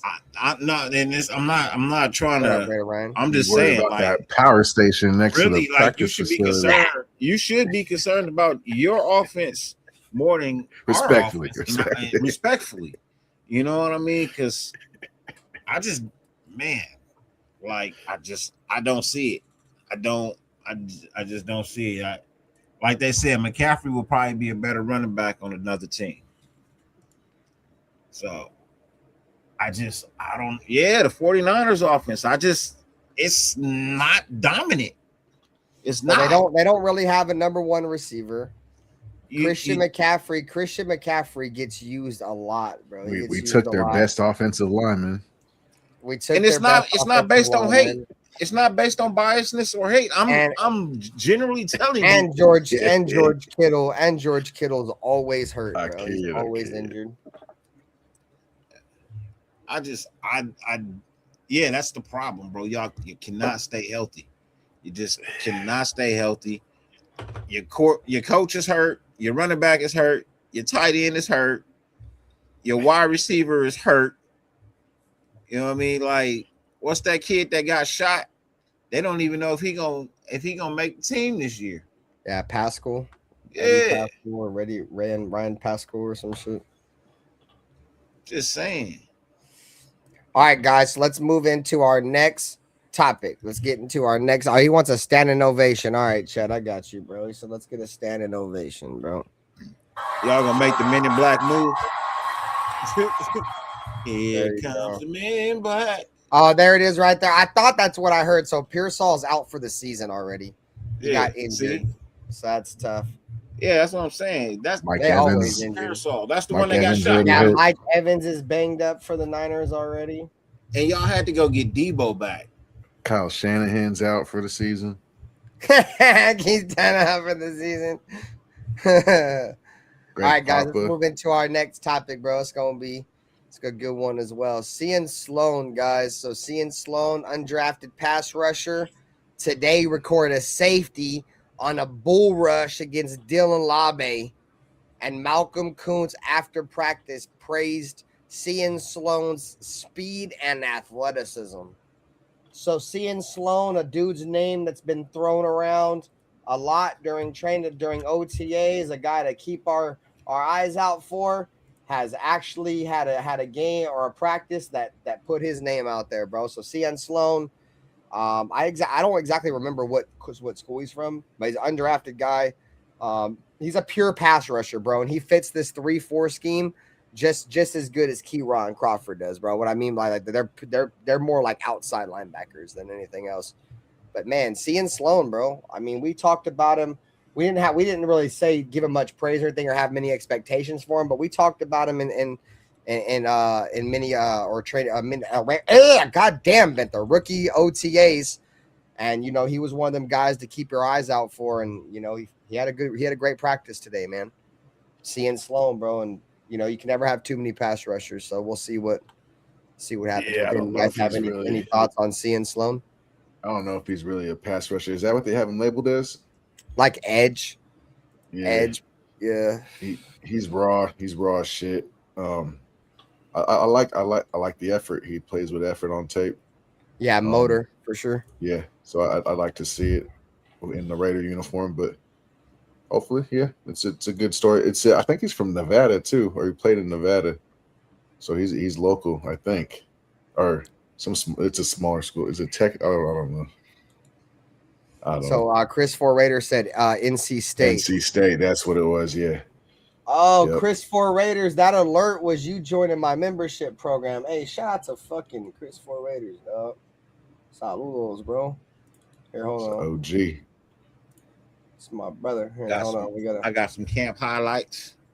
Okay, for surely. I just want to get this alert off from my mans. You said you saw some good. You gonna show some good right now? Yeah, I got some camp highlights. Some good highlights. It's gonna be some pick sixes, dog. We got the pick six live. God damn it, you son of a bitch. It's good for the defense, huh? I kid.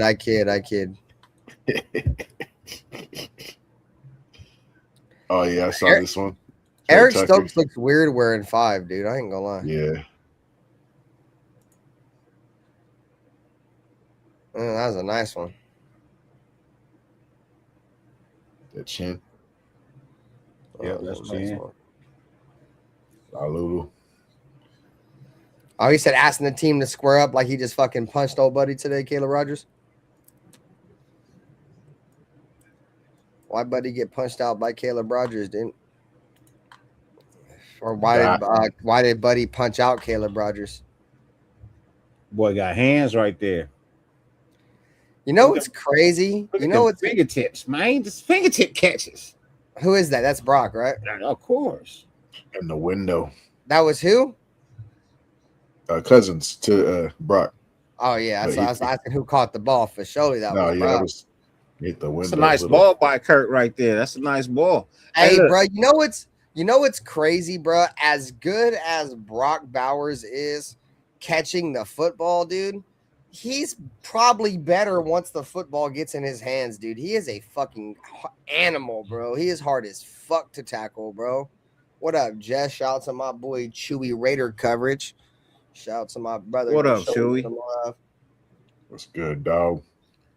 Good show the other night, man. Good show the other night. I watched you for a little bit. What up? What up? Fucking. Who just pulled up? I just seen somebody in this bitch. Alfredo. What up, Alfredo? Yeah, so that's the defense out there doing their thing. You know what I mean? The offense out there doing their thing too. So, hey, look, it's something a lot of people aren't really discussing. This when it comes to this passing game, and people are forgetting that Ashton Genty is a threat out of the backfield, passing the ball. I mean, you get the kid in space, and he makes things happen. Some of his biggest runs last year was out in space. You know what I mean? Being dumped the ball out on the side, to the middle of the field or down the sideline. Like, you do have a wide receiver in Ashton Genty too. So, in all honesty, you have threats to move the ball down the field. So, I wouldn't, me myself, that's why I keep saying I'm not too concerned about them going out and getting no big name wide receiver. I feel like Clint Kubiak can make things happen with what he got. And like I said, like, people aren't really talking about the fact that Ashton Genty, can catch, bro. So for me, like, I'm looking forward.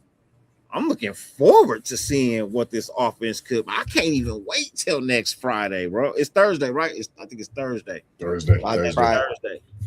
Oh, no. Yeah, the game is Thursday. Yeah, next Thursday. So, like, I'm just counting the days, man. I can't even wait, bro. Like, wait. Yeah, I'm about to sit in front of something and watch this game. I'll be live for that goddamn game, you son of a bitch.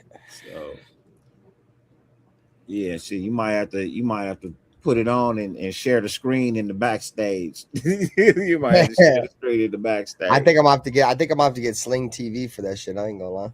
Man, I don't know, but I gotta figure out who got it. I know I can watch it on Cody. I know for a fact I can watch it on Cody. So. All right, guys. The final takeaways from camp that I got was Kirk Cousins throws 2 interceptions in camp today. One to Jeremy Chin, the other one to Hezekiah Massis.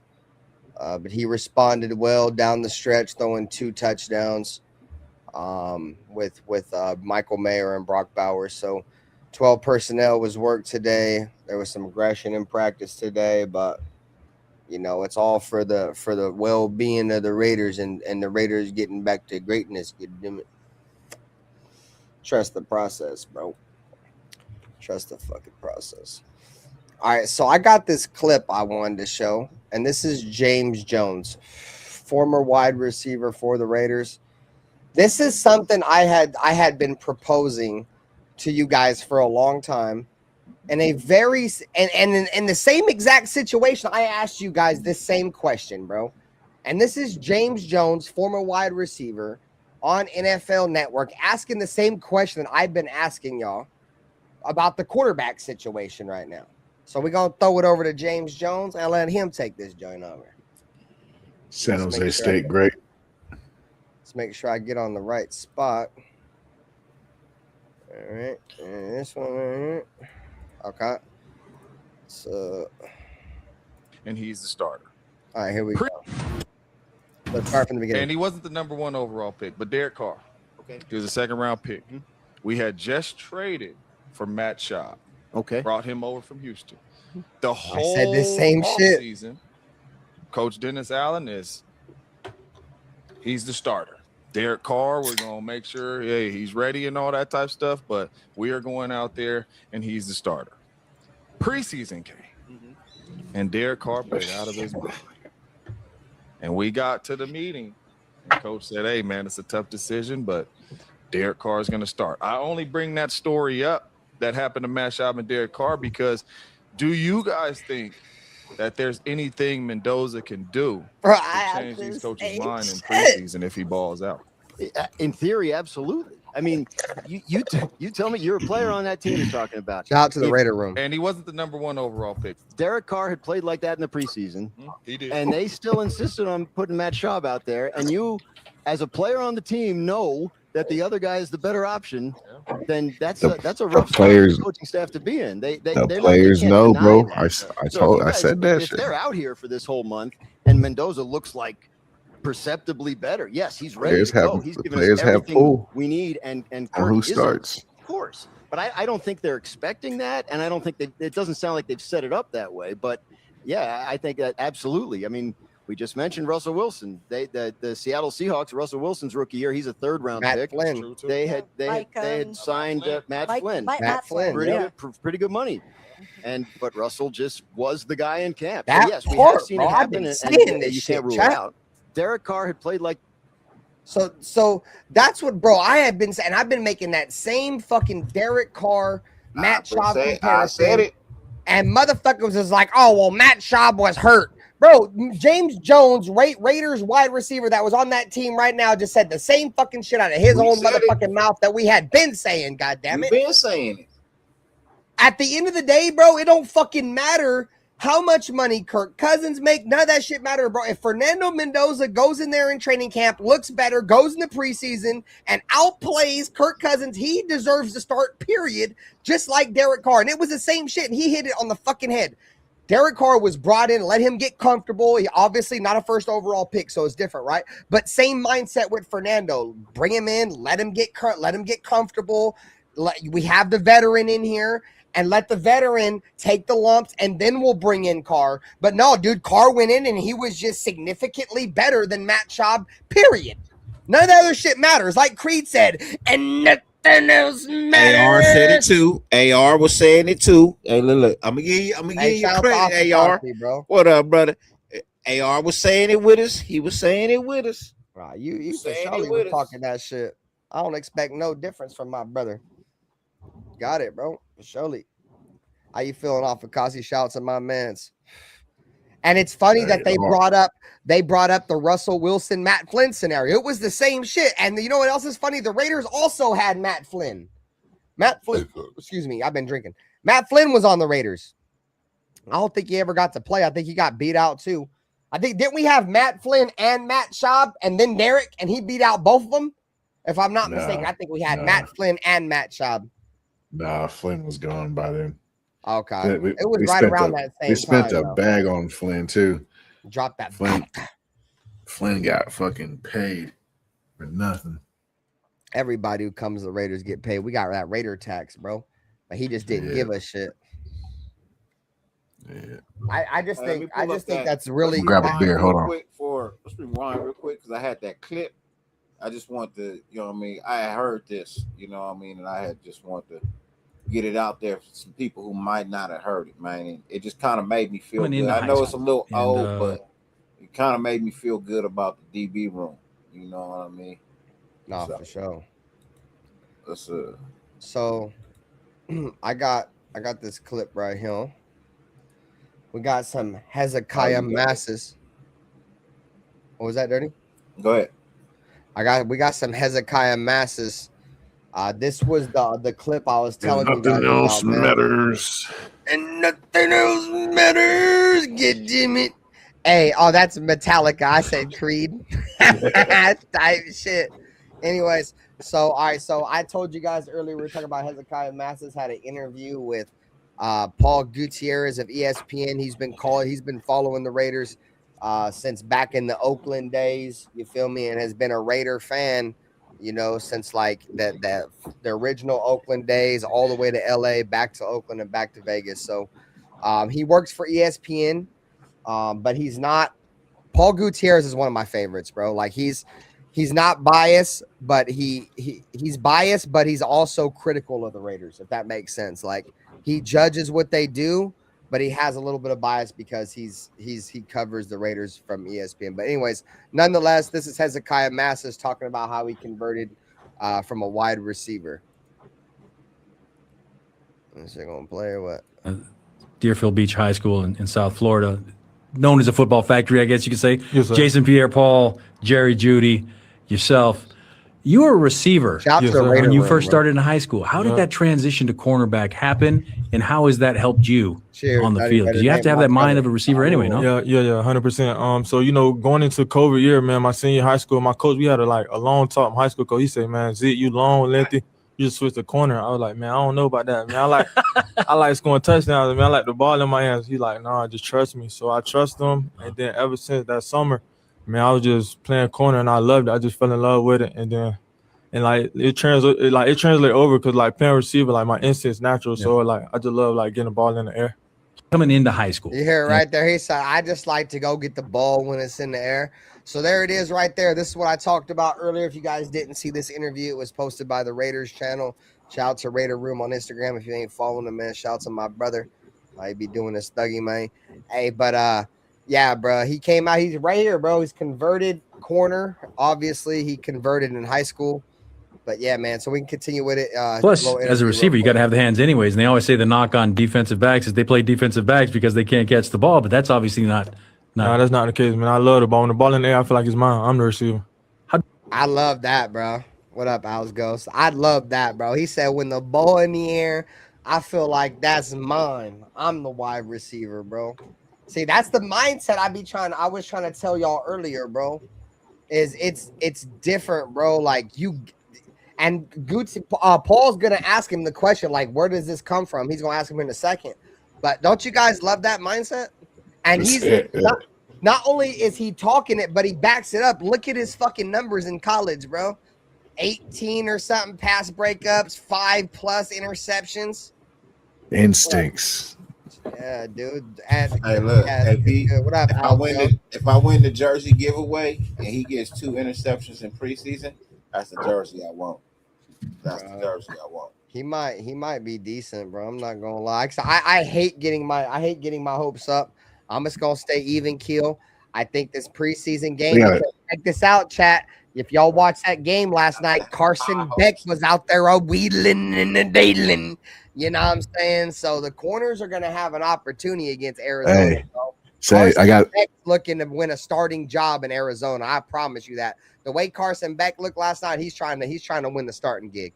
So say he balls out. Does he deserve by the end of the preseason? Does he deserve to get a jersey, an upgrade on his jersey number?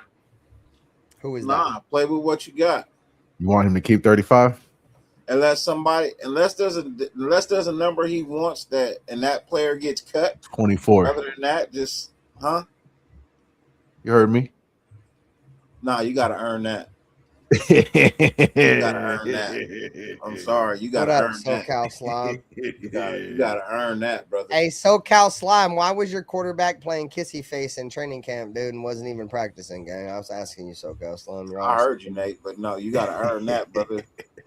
But what if he does? What if he say he balls out this preseason? There's only one I agree way. with you, Alex Ghost. So Pretty this much should be only I agree one with you, way Alex Ghost. Shout out to my brother. To get the number 24 as a defensive back. Charles Woodson has to come and give it to you himself. It's the only way you should be able to be allowed to wear the number 24 as a defensive back is Charles Woodson has to come and give you that number himself, bro. That's how you earn it. That's how you earn it.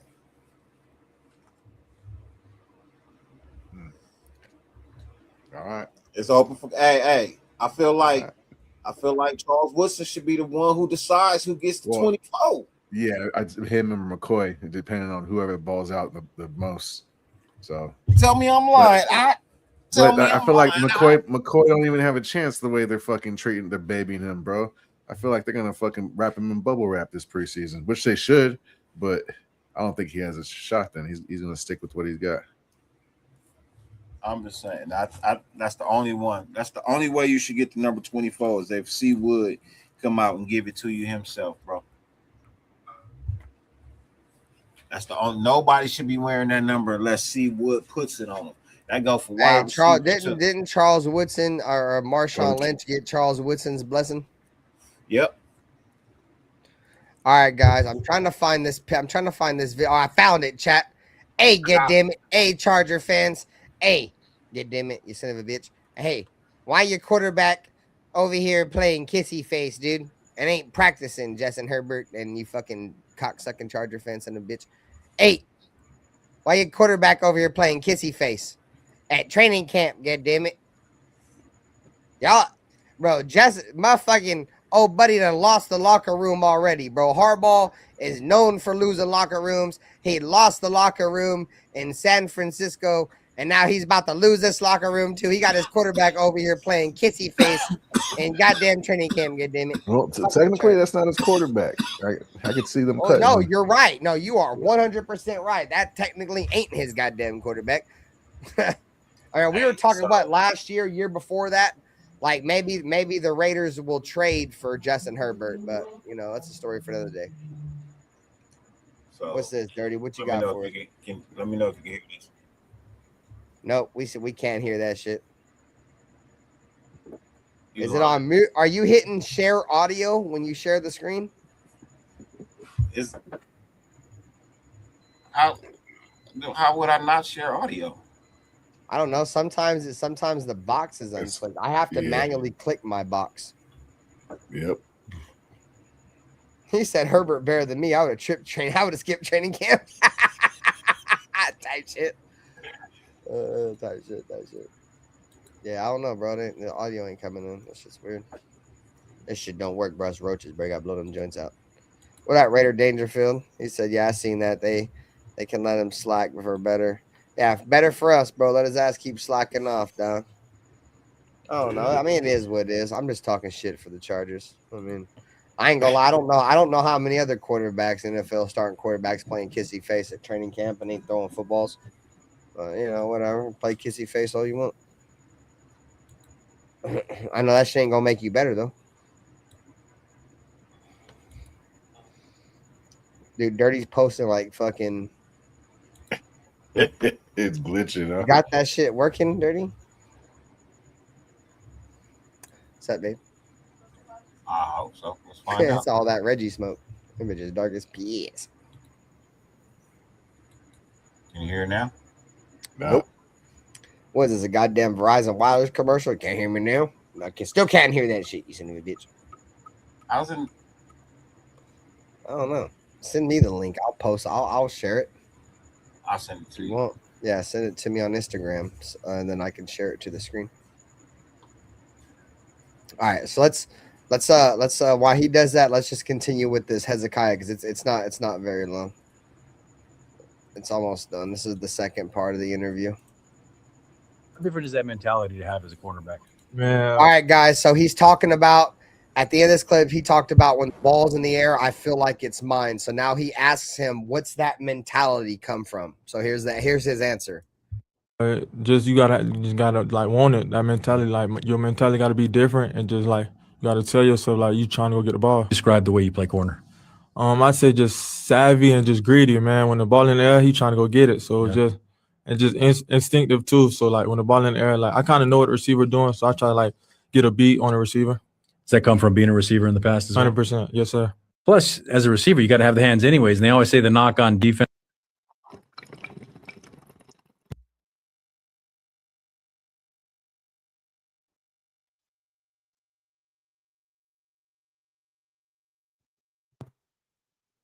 Mic check. Mic check. What happened?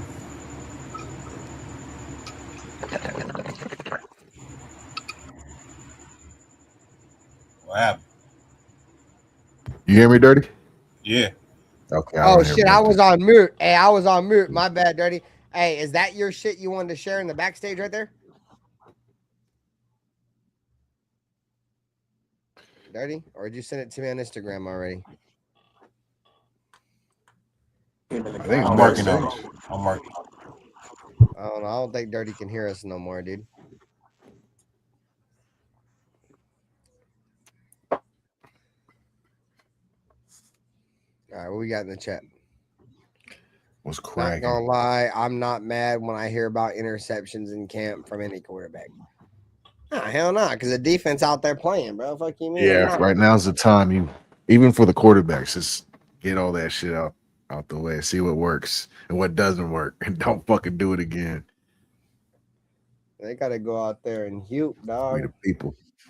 I mean, defense, bro. Defenders get paid too, chat. You feel me? And if, yeah, does it suck that fucking our quarterback threw a pick? Yeah, but fuck. I mean, at least our dudes are making some motherfucking plays. As long as my quarterback don't throw a pick to the other team, I don't give a fuck if he throws a pick in practice. You know what I'm saying? That means at least he's like Nutty Raider Nate says, go out there and try some shit. You feel me? And shake that shit off in practice so you know what works come game day, goddammit. Like, I know that shit ain't gonna work because I tried that shit in practice and motherfucking trade on Stoops pick six my dumb ass. That ain't gonna work. So that's off. You start scratching off plays. All right, coach, hit 74. Fernando Mendoza, 84, Charlie, 67, XYZ, shallow right. Fernando's like, okay, cool. Well, that motherfucker threw a pick in that play right there, so we ain't running that adjustment. Hey, Brock Bowers, I'm throwing you the ball, you son of a bitch. Get ready for it. And the rest of everything take care of itself, dog. It's just that simple. I'm trying to tell you. It's just that simple, chat. It's just label it up. Hey, Brock. Hey, Kirk. I'm throwing you the ball. Say less. Touchdown. It's touchdown. Touchdown. Raiders win. Raiders won the game, dog. Bro, I couldn't believe, bro. Like, once Brock Bowers got healthy last year, bro, they weren't even throwing him the ball, dude. He still was getting no targets. Like, none, bro. Like, he finally started to get targets in that Jaguars game, and he scored, what, 2 or 3 touchdowns against the Jaguars? Bro, he wasn't fully healthy, bro. They rushed him back. We delayed it, too. We left him out there for hella long, and he was already hurt, and bro, Pete Carroll was in denial. Pete Carroll was so bad. Bro, I love Brock Bowers because he be out there balling, but like sometimes I hate it. But I don't. This is a weird. So I'm trying to explain how I feel, bro. Because like you guys fucking know I fuck with Brock Bowers, bro. And it's like every time he fucking does something, it feels like I feel like I'm dick eating. Man, you're a fucking Brock Bowers dick eater, man. Brock Bowers is Himothy, goddammit, you son of a bitch. And I was doing live streams, goddammit, and everybody said, no, you don't draft Brock Bowers. And I was saying, yeah, you do. You feel me? Bro, yeah, you do. You goddamn son of a bitch. Hey, bro, and I'm trying to tell you, boy, that's Himothy right there, gang. He's probably going to be the main reason why some motherfuckers turn into Raider fans here real soon, bro.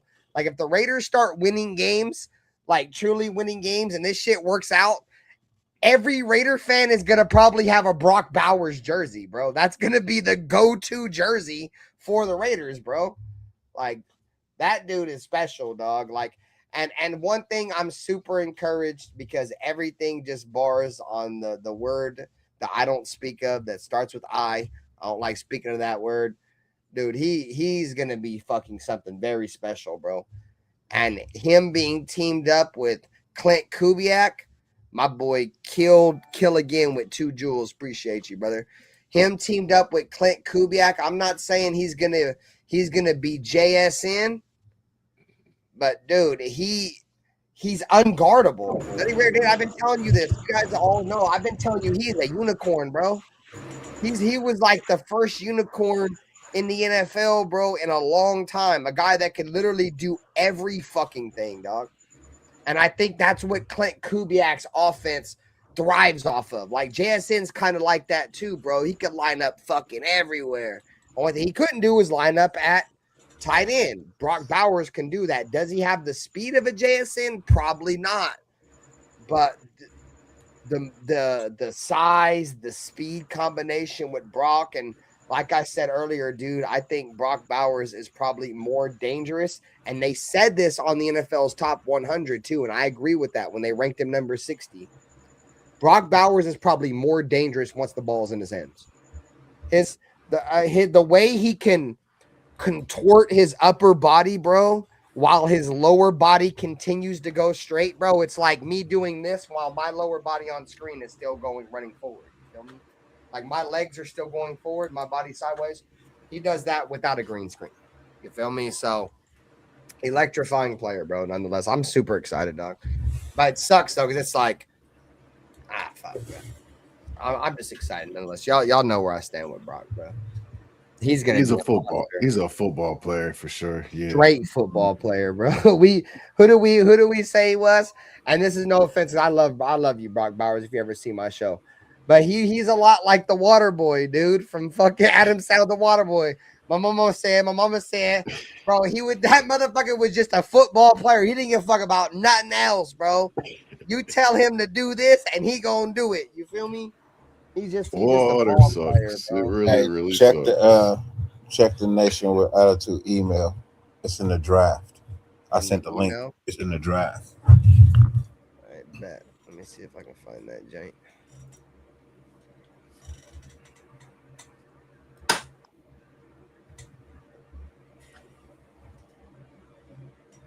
All right. Let me get a browser up that I'm signed into him. I don't think I signed into that one. It's not on YouTube, Dirty. You can't just share it. It is on YouTube. You can't just share it. He's having issues sharing it. Yeah, I just sent the link for the video timestamp. Remember, he kept sharing it and they kept fucking off to the email. 2412 is the timestamp. No, you're good. I'm just trying to sign in.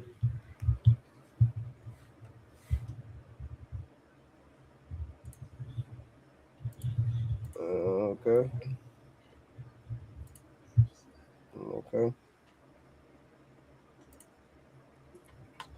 I don't know what the fuck just happened. You said it was in drafts?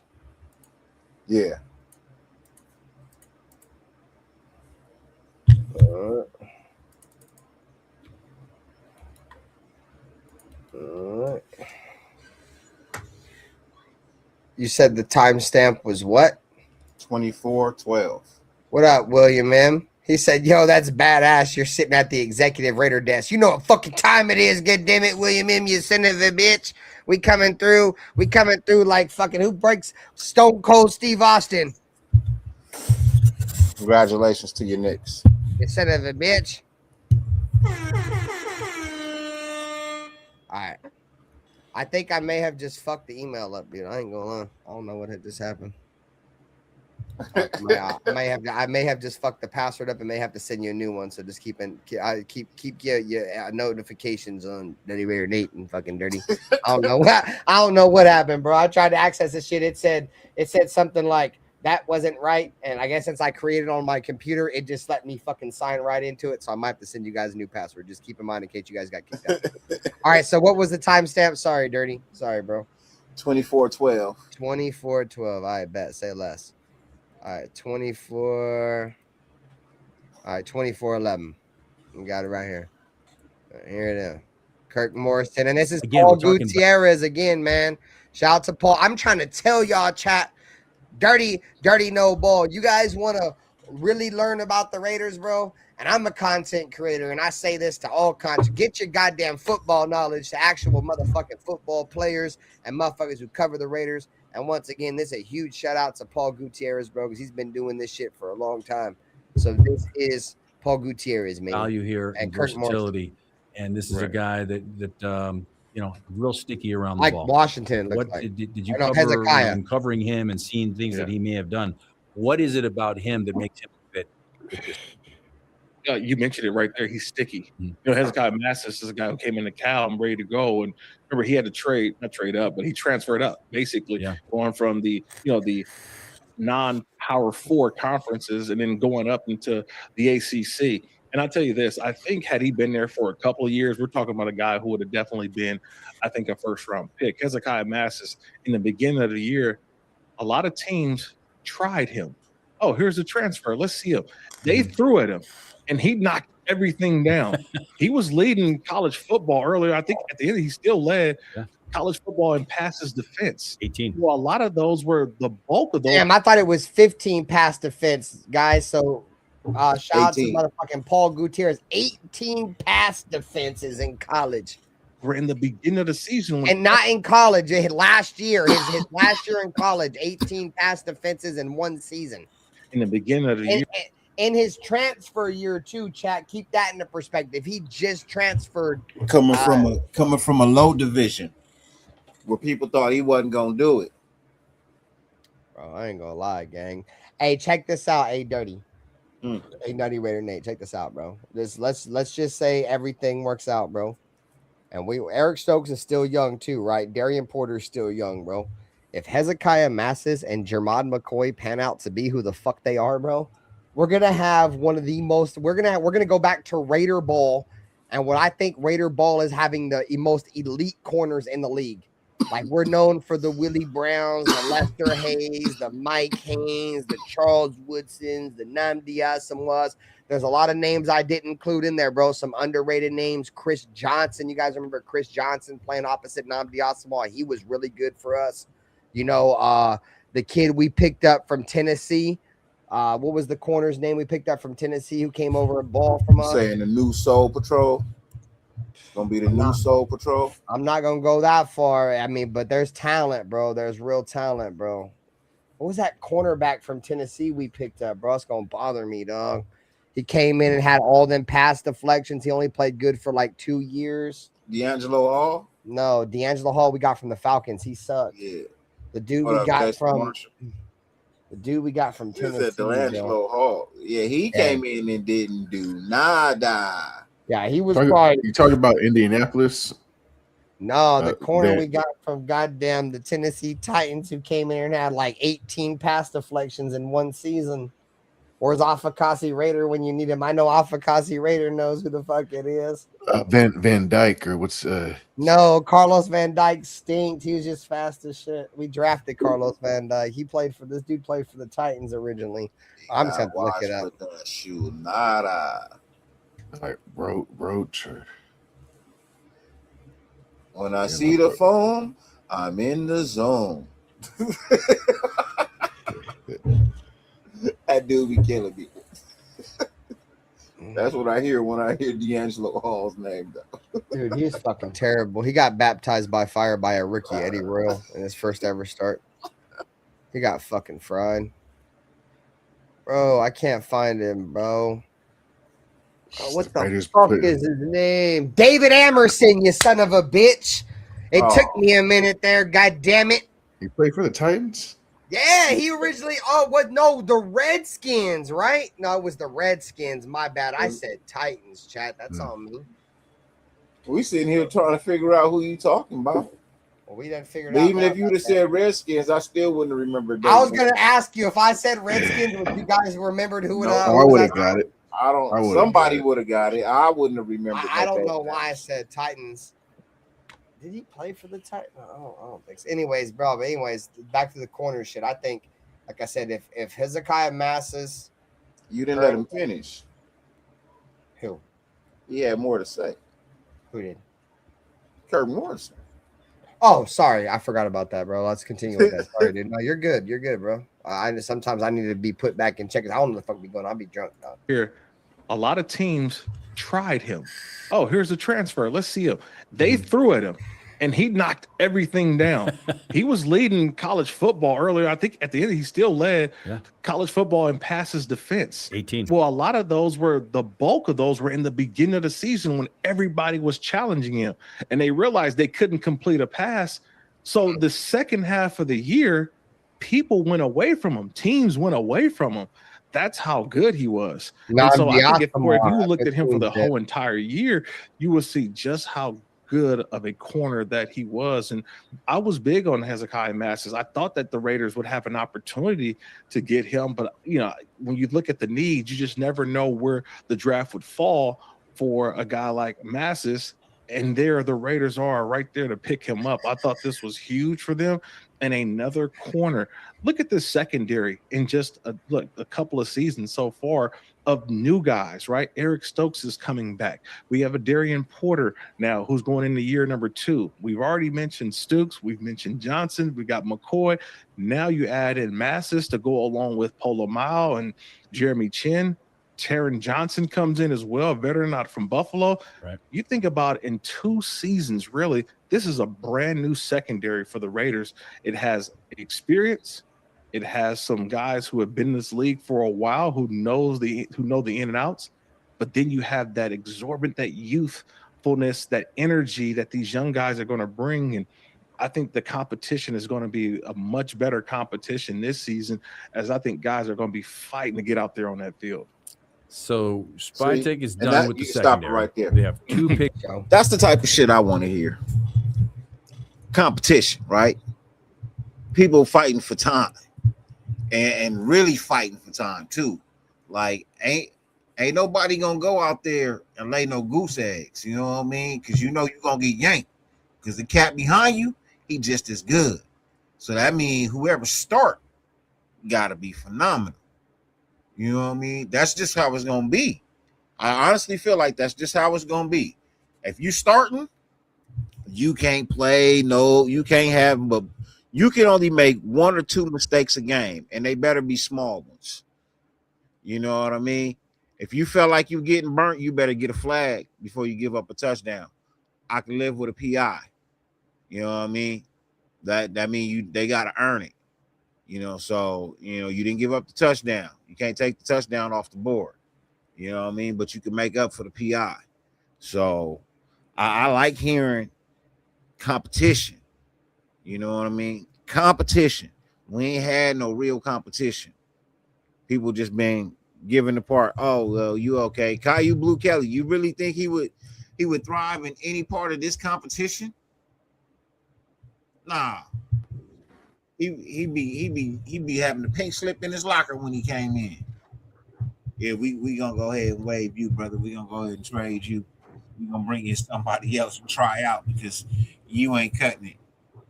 You can't keep up with these kids. So yeah, you know me, I'm big on defense, bro. Defense. So I want to hear we got corners in there that can actually come in and make a difference. That's gonna help our defense drastically, bro. You know what I mean? Drastically. Yeah, like I said, bro, I honestly just think that the Raiders haven't had a turnover based defense in a long time where, turnovers were truly preached as a part of the game. The last time the Raiders were really good at turning the ball over was that 2016 season.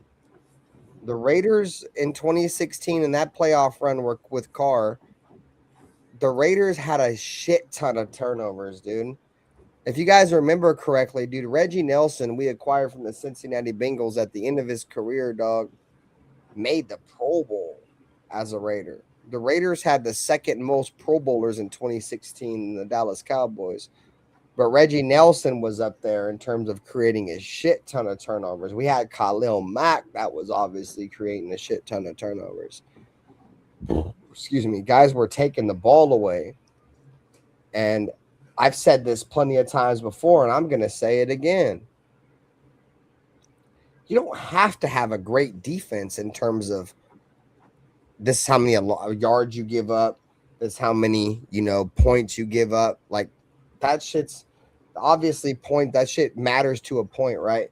But if your defense can get 3 turnovers a game, 2 turnovers a game, and force turnovers, dog, it negates all that, bro.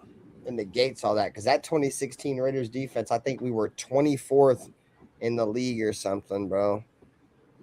Or no, we were like 16th in the league or 18th in the league in overall defense, but our turnover defense was like top 10, bro. So, I think obviously with all the turnover and the rookies and the new defensive coordinator, we're going to give up yards. We're going to give up points this year. I expect that. But if we can just get turnovers at key moments, that can make the Raiders great this year. I mean, I won't say great. Great may be a little bit overstatement because I don't think we're going to be great, but who knows, right? But that might be that might be what takes us over the hump. Like, I don't expect much from the Raiders this year, but if the Raiders offense can be what I think a lot of the Raiders offense is going to be this year, we're going to be productive. We're going to score points. And if the defense can just get a key turnover at a key moment, that might be the difference maker, Chad. I'm not going to lie to you. And the Raiders have brought in those guys. So if we have 2 1,000-yard rushers, it's a wrap. that part, bro. And bro, you know what's crazy, Nate? Is I really think with the 2 1,000-yard rusher shit, it's really going to come down to the offensive line. I think the play calling is there. I think the potential in the running back room is there. It's just going to be, can the offensive line, move some people? You feel me? And that's really what it's going to come down to. It's Mr. Nasty time. Caleb Rogers and JPJ going at it right now. So, I mean, I think a lot of us would expect JPJ to come out victorious in this training camp matchup. No. I mean, I don't break none of right. So let me just tell you this, and I've said this before. I don't really know too much about Caleb Rogers or old buddy Charles Grant. Do you really think that you know more about offensive linemen than I do? You really think that Caleb Rogers is going to give JPJ a run for his money? Because they're trying it. I don't see it. I think they're trying it. I don't know offensive line, but me neither. Maybe this precaution to get Caleb Rogers some run with the ones just in case JPJ does go down, or maybe JPJ is dealing with the current injury. That could also be a thing. They're trying to limit his reps, something like that. So who knows? Right now it's all speculation. But to me, JPJ's he's the man. No way Caleb Rogers is taking his job, other than him fucking up. Whatever. Motherfucking Jason Marshall's like Ben's beard's taller than his legs. Don't worry about my legs. I skip leg day. Bitch. Step judging my legs, get damn it. Hey, y'all been talking shit about my legs all night. Go fuck yourself. Son of a bitch. I ain't gonna lie, gang. Like when I heard John Gruden say that shit, bro, I grinned into ear to ear because I had never watched that except when I watched it live. And I was like, this motherfucker done said son of a bitch. No way, I've been saying son of a bitch, get damn it. You son of a bitch. Hey, shout out to John though, bro. And you guys know I fuck with John heavy, bro. If we didn't get Clint Kubiak, I was saying that, bro. I'd have brought John Gruden back for a third time. Good damn it. I wanted Clint Kubiak for surely, but if not, I'd have took John Gruden back. I'd have gave Jack Del Rio another run, god damn it, if I didn't get Clint Kubiak. Because I thought we was about to get old buddy that went to the Steelers. I was really concerned, bro. Who's Mike McCarthy? I thought the Raiders were going to get brought. If the Raiders would have got Mike McCarthy, dude, I probably would have broke something, dog. I'd have threw my Raider card away, dog. No, that's a little overdoing. I'd have loved. I'm love the Raiders no matter what. But bro, I'd have been pissed. I'd have been pissed, bro. If we would, because that's what I was expecting, bro. I thought we was gonna get Mike McCarthy, bro. I would have been. This would have been me, bro. Bro, I'd have been pissed.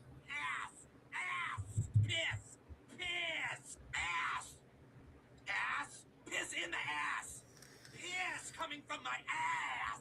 Piss out my ass. Piss out my ass. Yeah, bro, it'd have been all kind of piss. I was expecting, or old buddy, what was that bum ass offensive coordinator from the the Chiefs that went to the Bears as their head coach, and he was ass, and he just went somewhere else. Forget his name. He's a fucking bum ass coach too. Fuck him. Forget his name though, son of a bitch. Y'all remember? It was he was like the offensive coordinator under Andy Reid in Kansas City, and then he went to the Bears and he was their head coach, and he sucked. And then now he was like a offensive assistant or some shit. Bellamy. No, not Bieniemy. No, not Bieniemy. Some of you guys probably know who I'm talking about. Fuck, Matt Nagy. Is it Matt Nagy? Matt Nagy, yeah. I think is his name. Yeah, what up, Leke? See, sometimes, bro, like I know football, but bro, my brain is fried from years of fucking Reggie, dude. So sometimes it takes me a minute. God damn it, Matt Nagy. Bro, if we would have got Matt Nagy, you son of a bitch, it would have been all bad over here, goddammit. It'd have been all bad. I don't even know if I'd have been able to fucking do another live show. I probably wouldn't have had no equipment left. Son of a bitch. Oh, fuck all that, bro. Son of a bitch. Hey, goddammit. Hey, bro, I ain't gonna lie, dog. If that shit would have happened, it'd have been all bad, bro. I'd have been pissed. I thought we were gonna get Matt Nagy. I thought we were gonna get Mike McCarthy. I thought we was about to get some fucking bum. I ain't gonna lie, because y'all know that's the Raider way, goddammit. That's the reason why I'm kind of excited for this year, because it looks like the Raider way changed a little bit, you son of a bitch. Because the Raider way typically is bringing these old ass head coaches with no plan and no quarterback. Like we're still kicking that quarterback can down the road with these old ass veteran quarterbacks. But we did draft a quarterback high, so we have a plan there. So it's not really kicking the can down the road. It's more like kicking it down a couple of blocks, you feel me, until Fernando Mendoza gets healthy. Or not healthy, but he gets ready to play. Sorry about that. But there's a vision now, right? You see something. You see Clint Kubiak, and this is really the difference maker for me, chat. And you guys and my boy Dirty and I rated. This is the difference, bro. When you get an offensive coordinator, right? I think you guys can attest. When you get a great offensive coordinator, you draft a quarterback, and this offensive coordinator develops this quarterback. 9 times out of 10, a team is going to come take that goddamn offensive coordinator from you and make him your head coach. So there you go. Now you're starting from square one. We just seen it with the Detroit Lions, right? That's a perfect example I can make when they lost Ben Johnson, right? That's what happens. But that's why, the Rams got McVay. The Niners have Shanahan. The Chiefs have fucking Andy Reid. And the Bears have fucking Ben Johnson. And the point I'm trying to make is when you have your head coach as your primary play caller and the developer of the quarterback, it don't fucking matter if somebody wants to come pry your offensive coordinator, because he ain't developing the quarterback anyway, goddammit. It's the goddamn head coach. So as much as Andrew Janocko is praised, and if he comes out and he develops Fernando Mendoza and he becomes elite, it's not really going to matter. It will, but it won't really matter, because we all know that Kubiak will be the reason why Fernando Mendoza hoops and balls out. Janocko will have his insight, but you guys, I'm sure you guys are picking up what I'm putting down. You feel me? Like, we got the offensive guy as our coach compared to, say we had a defensive coordinator and we had an offensive. All right, let me. If we had a defensive-minded head coach and we had a fucking good offensive play caller as our fucking offensive coordinator, they'd come steal him, and it would stunt Fernando Mendoza's development compared to where we're at now. So, trust the process. Yeah. I'm gonna detach from my lower half, chat. I'm gonna go take a urine. I'll be right back. Peace. Yes. Out my ass. Oh man. We didn't really talk about JPJ and Caleb Rogers. They call him Carlos Rogers. There you go. No, we haven't. But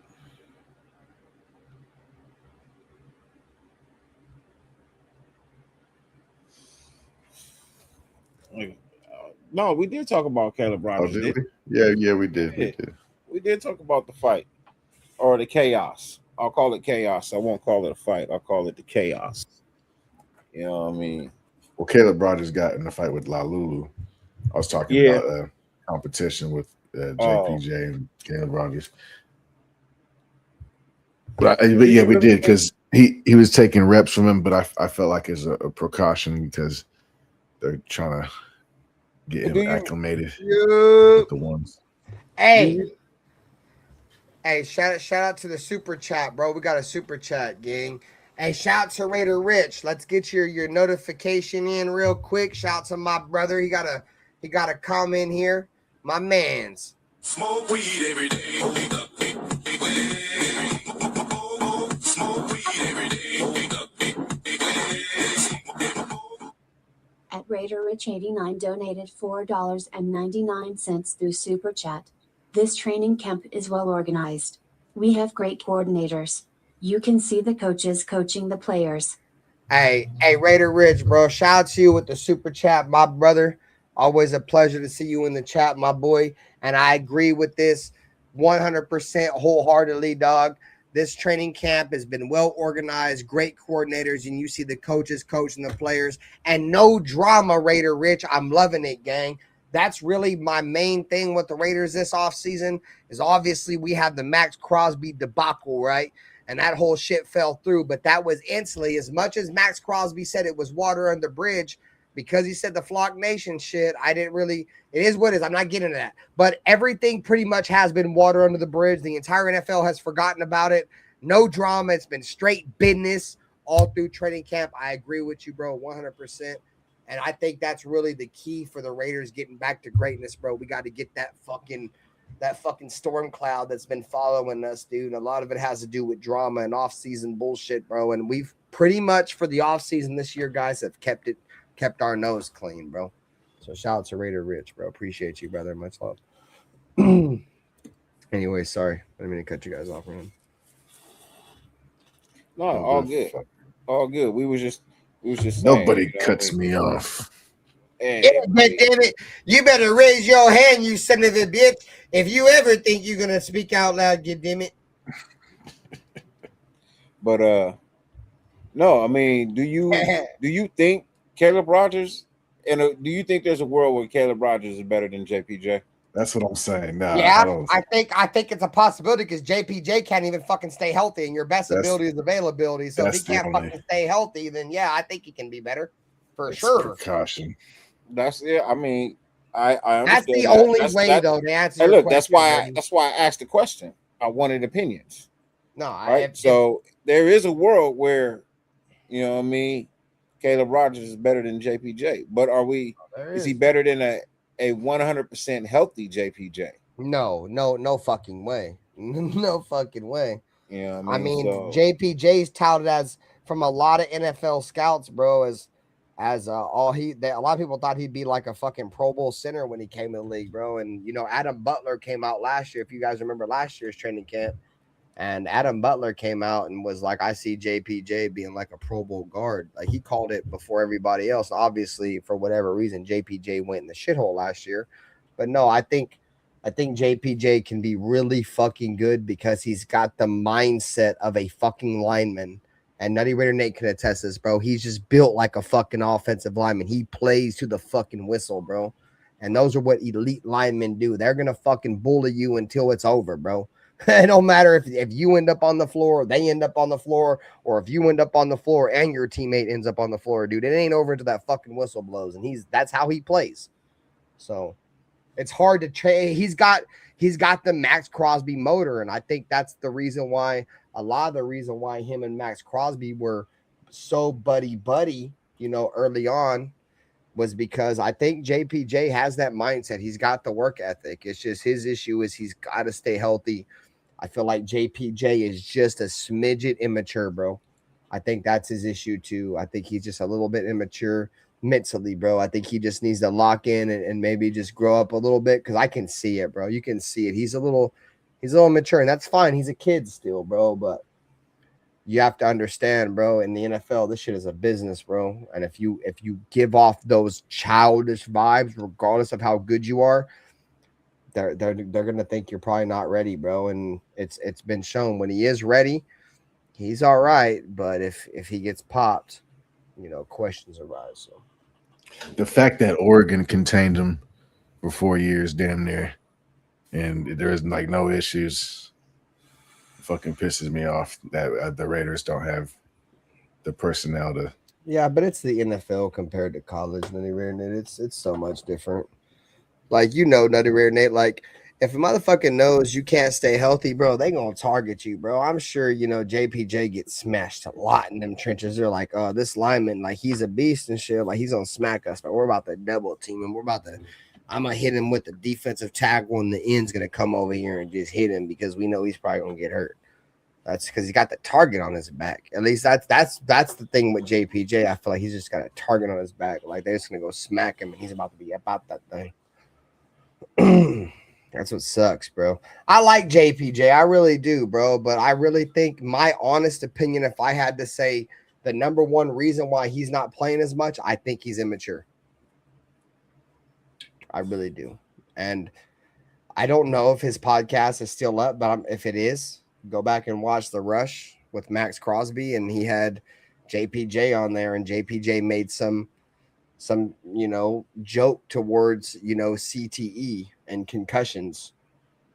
And Maxx Crosby was like, "Oh no, we don't mean none of that shit." But I get where we all get from, right? Where he's coming from. Like, but we're in a world now where you can't say shit like that, bro. That's a sign of immaturity, unfortunately, bro. Like, it's fucked up that we consider that a sign of immaturity because people shouldn't take offense to a player want to play football because he's just talking about football. If I get CT, it is what it is, bro. That's part of football game. We're here to hit people. So I get where he was coming from. But at the same time, you can't say that as an NFL player, bro, because now you're kind of making a mockery of something that the NFL is completely against, dude. That's a terrible look for the organization. That might be a lot of the reason why he's in the doghouse, bro. The podcast's still up. You go watch it for yourself. You cannot make a mockery of something that the NFL is trying to go against. Like, every football fan, true, authentic football fan, understands what you were saying, Jackson. We get it. But you can't say that, dog. You can't say that, not as a fucking NFL player, because it makes you look like you don't give a fuck. It makes you look reckless, and not giving a fuck, that shit don't go in the NFL no more, bro. That's the Raider way, Jackson. And you're a Raider, and I love the fact that you got that mindset. But that don't get it no more, bro. Like, unfortunately, that just don't get it anymore, bro. Like, you gotta understand that the NFL is trying to stop, people from getting concussions and shit. And it's just a whole weird predicament, dog. It's weird. That's why I think playing center would have helped him. He can't be as reckless as he is playing guard. He's kind of expected to go out there and. Yeah, but I don't know if you really want an immature center, though, bro. I feel like as a guard, he gets to be more of himself because he can just focus on hitting people. It's all a guard's expected to do, bro. Go out there and hit somebody. As a center, he's going to be in charge of a lot of different things. He's calling, mic. He's trying to identify the mic. He's trying to call line protections, and that's a lot, bro. I think I'd rather just let him unleash himself as a guard. Yeah, I did want him to be a center. We all did, Nutty Raider Nate originally, but we knew that shit was over the moment we picked up Linderbaum. So now we just got to understand he's going to have to play guard. And I think he can be, dude, really good, but he's got to stay healthy. He's got, and look, hopefully he's grown up a little bit. You know what I mean? I heard him speak. You know what I mean? Hopefully he's grown up a little bit. He's not going to do too much extra. That really he's getting hurt because he's doing extra after the play, bro. Extra. You know what I mean? Like throwing himself over piles. You know what I mean? Trying to get that extra hit. Like, bro, the whistle was blown. Chill out. The play is over. Relax. You know what I mean? Your alignment. You got a whole lot of fighting to go on throughout the game. So, for me, hopefully he's matured enough to know he can't be doing that extra shit. Hey, look, I get it. You got to show fight. You got to show grit. At the same time, you got to be smart. Everybody seems to get hurt for the Raiders doing extra shit, celebrations, late hits. You know what I mean? Stupid shit. So just cut out the nonsense. And that's for Anthony P. Look, I hear you. Everybody's on the Vita Vea train. I get it. Look, I'm not for it. I'm not against it. If I wake up in the morning and we got Vita Vea, I'll be like, hey, cool, great, wonderful. But in all honesty, I feel like the Raiders are going in a direction as to where they want to see what they got in the defensive front that they got now. Yeah, me too. Yeah, I agree. Because in all honesty, from what I'm understanding, the defensive front is doing quite well. You know what I mean? They're doing quite well right now. So they're looking good. And they cost less than the Vita Vea. So, they want to see they're going to go with what they got for right now. If it don't pan out, if it don't look right in the preseason, then they'll venture back into exploring. How much money? How much money are we sitting on? We have enough to pay him because the Bucks are going to eat part of the contract. You know what I mean? They got to at least meet us halfway. You know what I mean? So he's owed 18. The Raiders got about $14 million currently in cap space. He's owed 18. If they give him 9, we can give him 9. But see, at the same time, we could pay him $9 million up front, and it won't go on the cap. You know what I mean? We can give him $9 million at the signing bonus. You know what I mean? And that don't go against the cap. We still got 14. Neither does the guaranteed money, right? No, well, the guaranteed would just get transferred into a signing bonus. Exactly. Yeah. Tampa Bay gonna give him 9. We gonna give him 9. That's 18. That's how we get around it. Yeah, that's how you get around it. Yeah. It's $9 million up front. You're not really tripping on that. Go get him. I like Benito Jones. He has 1 season left anyway, so you getting a season out of Vita Vea for $9 million, and then you know what I mean. You got first dibs at contract with him on a renegotiation for it. Bro, we gotta understand where we're at right now, bro. Bro, the Raiders aren't about to win no goddamn Super Bowl. Panther. We're about to have 2 1,000-yard rushers, bro. Okay, with Preach to him, Nate. Preach to him, Nate. Preach to him, Nate. I mean, if like I said, go get Vita Vea. I've said this before. This is my issue with the Vita Vea shit, right? If the Raiders feel the coaching staff, right, organization as a whole, if they feel like, you know, we're a 7-win team. We feel like we're a 7-win team with what's on the roster now. I feel like if they pick up Vita Vea, it'll make them a wild card team. If that's where they feel like they're at, because I feel like Maxx Crosby and Vita Vea combination can get the Raiders 2 or 3 more wins from that 7-win expectation that this coaching staff and this organization could feel like what the Raiders are at in 2026. But if this coaching staff feels like this is a rebuild year and we're going to let Kirk Cousins come in and take some lumps, and, you know, if it goes good, it goes good, but we're preparing for the future and we're more like a 4 or 5-win team, fuck no, you don't make that trade. There's no fucking way in hell, because if you're a 4 or 5-win team, Vita Vea is not going to do nothing for you in the next 2 years, because you're not going to be anything in terms of, my opinion, relevant if you're a 4-win team this year. Next year is going to be a rebuild year as well. We might see 7, 8, 9 wins next year. I think year 3 will be the year. But that's a waste of money. You're giving away a high draft pick. You feel me? You're giving away. They're probably gonna want we throw second round picks away like nothing. I mean, I would rather give away a 2nd round pick to them for Vita Vea than draft Jack Besh, if that means anything to you. So, but I'm just saying, I think you can get away with a 3rd. I think you can get away. No, I think you could too, because you got to pay him. Yeah. But this is another argument you guys can make, chat, is that next year the Raiders probably aren't going to have Kirk Cousins. It's a 1-year rental, and the Raiders are going to have cap space. And what's the number one way to win Super Bowls now, chat? You get a quarterback in here on a rookie contract, and you spend money, and you build a team around him. So they're going to have the money to give Vita Vea, because Kirk Cousins ain't going to be on the books next year. That money's going to open up. So, yeah, I mean, it could be, but at the same time, what the issue is that we're talking about a 31-year-old player.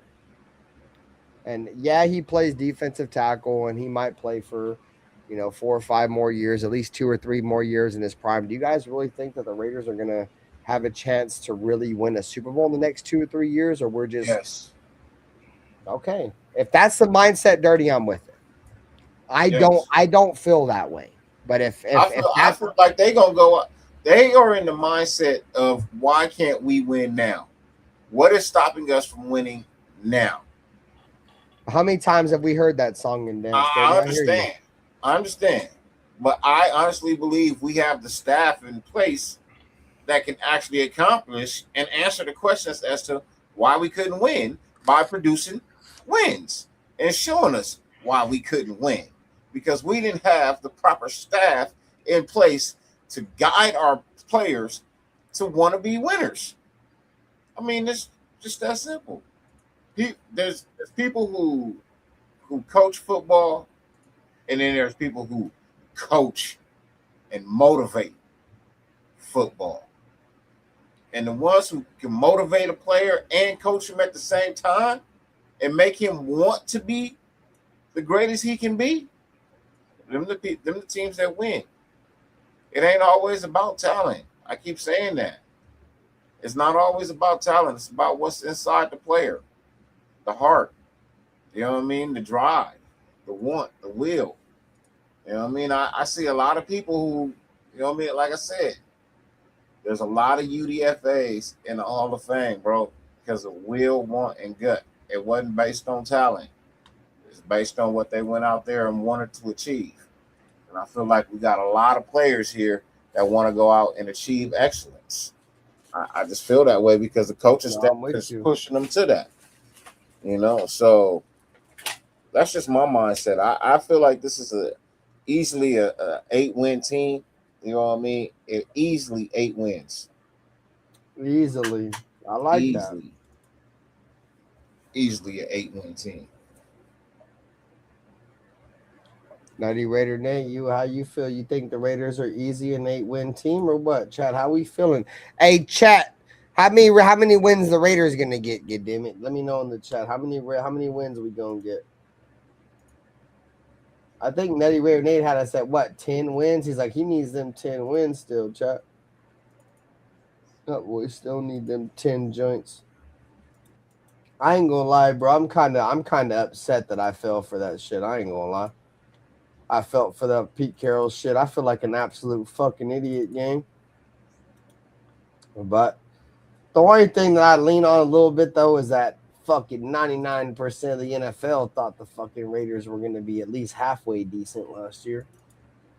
I don't think the majority of the national media thought we were going to be as bad as we did last year. Obviously, there was a handful of fans. There was a handful of content creators that thought the Raiders were going to be bad last year, and y'all deserve your flowers for that. But, bro, like last year, coming off of a 3-win season with Antonio Pierce, where a lot of us thought the Raiders had hit rock bottom, for the Raiders to double down on hitting rock bottom with fucking Pete Carroll, a coach that has been successful in this league for a lot of years.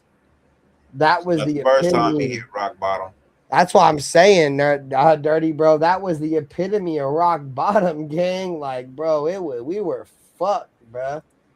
Like that. I'm glad that, you know, the sun is shining a little bit in Henderson now, and the Raiders are trending upwards a little bit, bro. But it got dark there for a minute, bro. Last year, that bitch got dark. So it is what it is, man.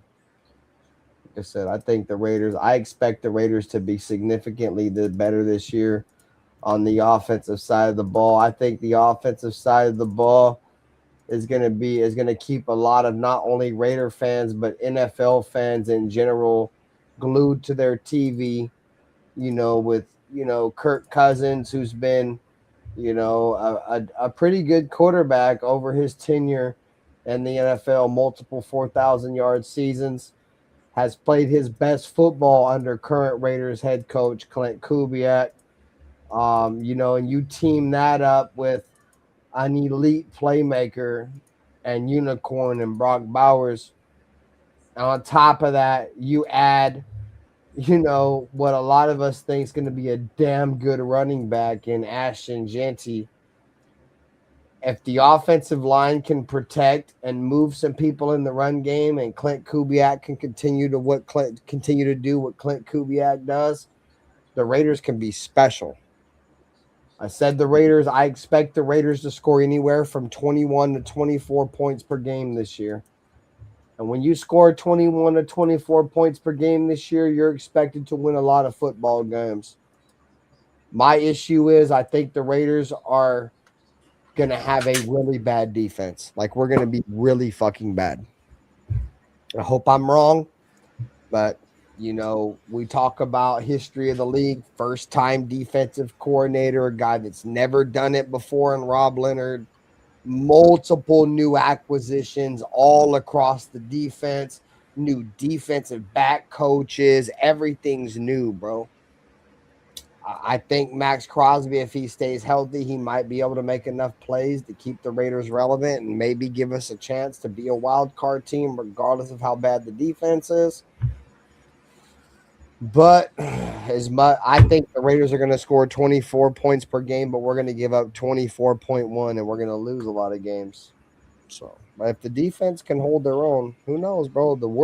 The sky is the limit, because I think the Raiders are going to do a lot of good things on offense, and if the defense can just fucking hold up just a little bit, I think they can be real good. They can surprise some people, chat. And maybe this is the year where Maxx Crosby knows, if I make one play, because how good our offense is, if I make one fucking play at the right time, we are going to win. Maybe that's the difference maker, chat. Maybe Maxx Crosby has some faith in Clint Kubiak and what he's trying to do offensively, to the point to where he doesn't feel like he has to fucking do every fucking thing, and he can focus on making that one fucking play at the one right time when we need him the most. What have I said before? Big time players make big time plays in big time moments in big time games, and that's what we need from Max. And maybe if he trusts this offense just a little bit and he's like, okay, bro, if I can make a stop here, my offense is going to score. And this score is going to be the determining factor in the game.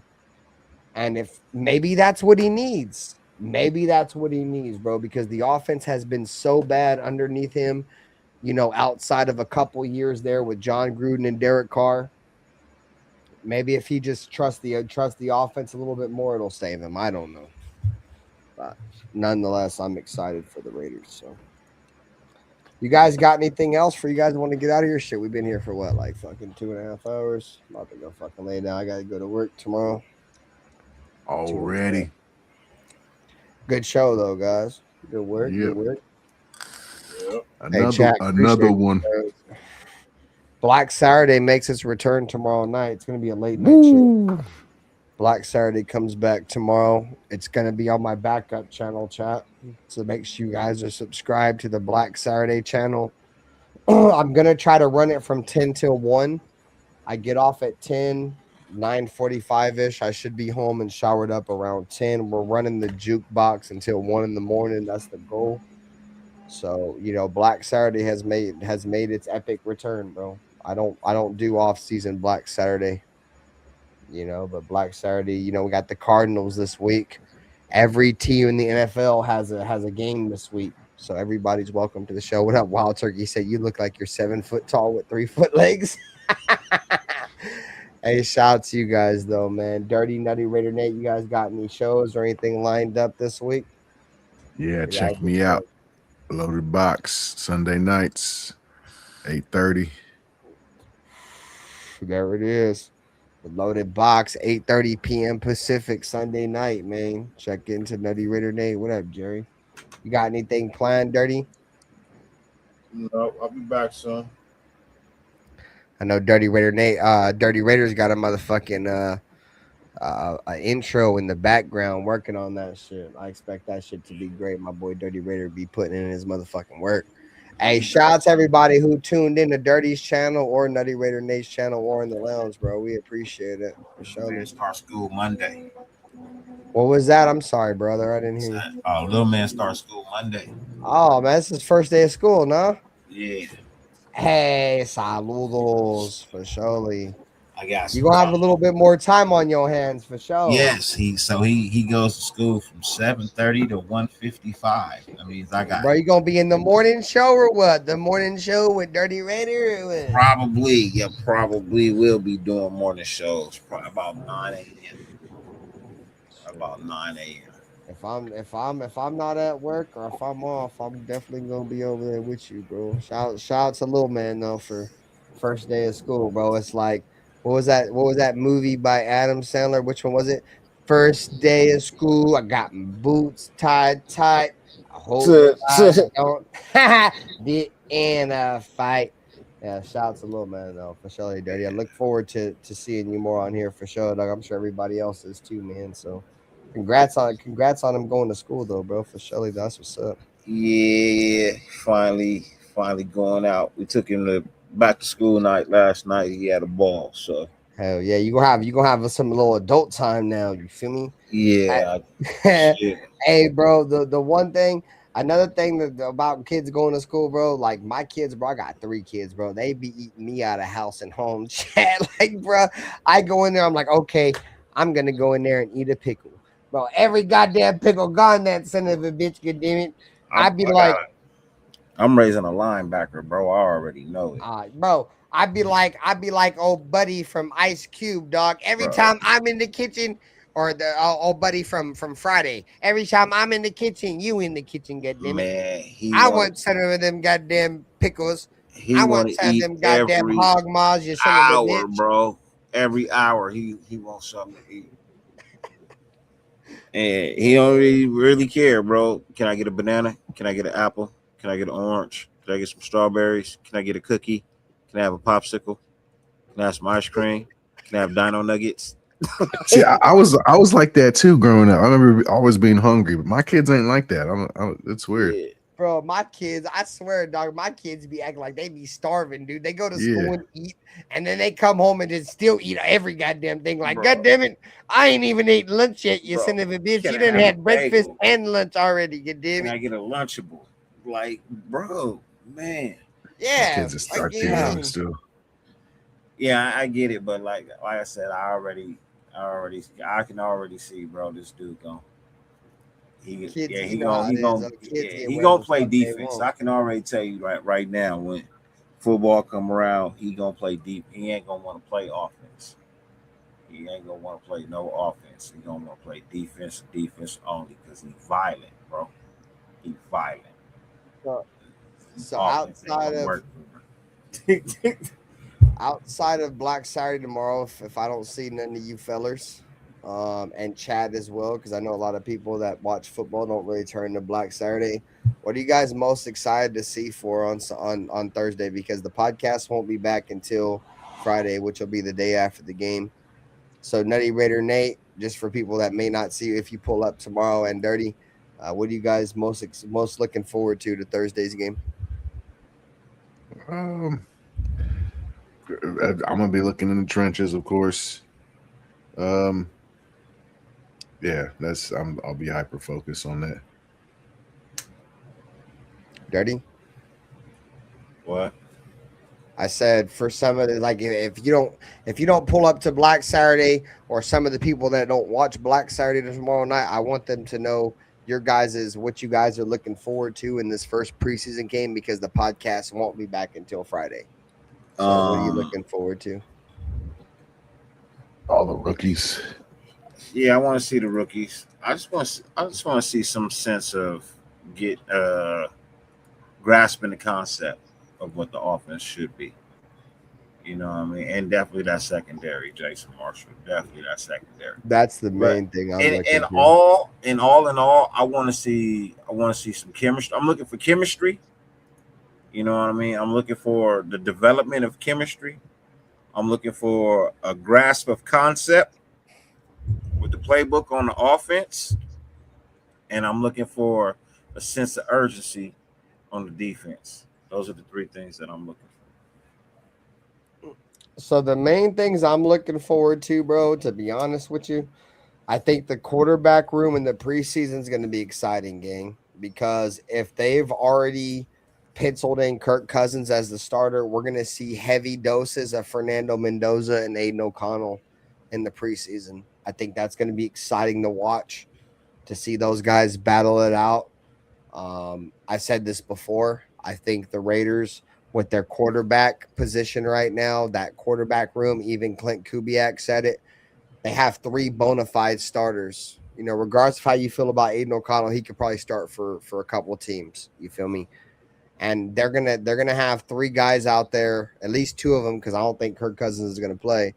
that are going to be able to get some of these young wide receivers, these young tight ends, these young playmakers some looks. And, that's going to be cool, because it's hard to get looks when you're a young wide receiver, a young tight end, a young running back when your quarterback is ass. The Raiders have some young quarterbacks that are going to be exciting to watch. Even I don't know too much about the undrafted kid we got, but he's going to get some playing time too. So I'm excited to see this quarterback room battle it out.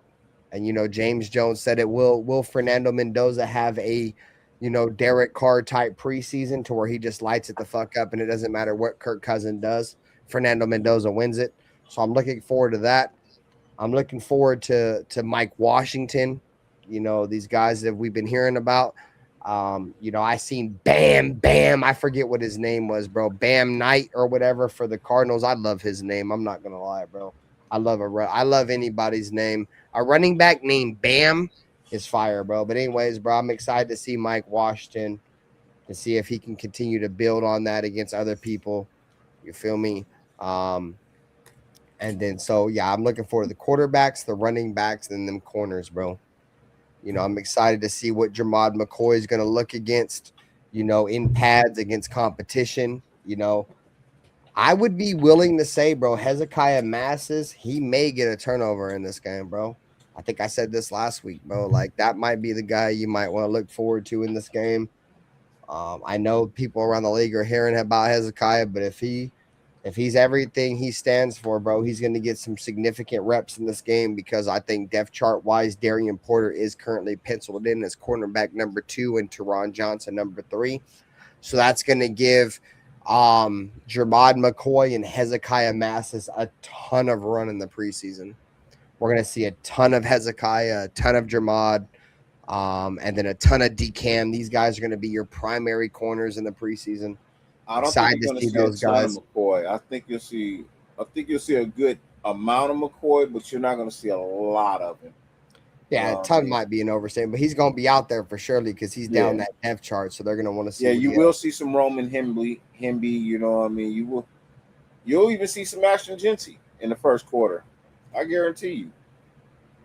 And this one, I don't know. Maybe in preseason 2, I don't think we get any starters in this first preseason joint. Preseason I believe 2, probably. You only get 3 games. Because the Cardinals had 4 games, so I see what you're saying. Yeah, you only get 3 games. You know what I mean? You gotta throw them out there, warm them up a little bit. You know what I mean? I would go ahead and just warm them up a little bit. I'm gonna play you the first one, and I probably won't play you the second one, but I'll play you the third one a little bit just so we can get rolling into the season, which is in 2 weeks. And yeah, like I'm just saying, what up, Rebel Raider? I wouldn't even be surprised if you saw Kirk Cousins do a series. And no, Jerry, Maxx Crosby got snatched up by the collar of his jersey by Kirk Cousins. I don't know if he got his ass beat. He didn't get his ass beat, but Kirk Cousins definitely snatched his ass up by the collar of his jersey for sure. And was getting ready to swing on him. That was the report. But yeah, all right, guys. Love you guys, man. I'll be live for Black Saturday tomorrow night. We'll do some jukebox shit. We'll just do some random ass shit. You guys know how Black Saturday is, bro. It's life. It's, getting ready for games, music, and just overall fuckery, man. So love y'all boys. Nutty Raider, Nate, Dirty. Appreciate y'all boys. And shout out to my brother, man, who got out. God damn it. Shout out to my brother. Love you, dog. I know sometimes he be tuning into my show. Love you, bro. I'm glad you're out. You feel me? Can't hold a real one down for surely, man. So shout out to everybody, man. Love you guys. I'll be back. 50 billion things on the face of the planet you could be doing. The fact that you allowed us to grace your screen for any amount of time is greatly appreciated, more than we can verbally express. With that being said, I'm a Raider. My boy Dirty, man. Love you, bro. Love you, chat. You guys take it easy, man. We'll see you guys again tomorrow night, bro. We'll be in this bitch. Until next time, you guys know what time it is. Raider!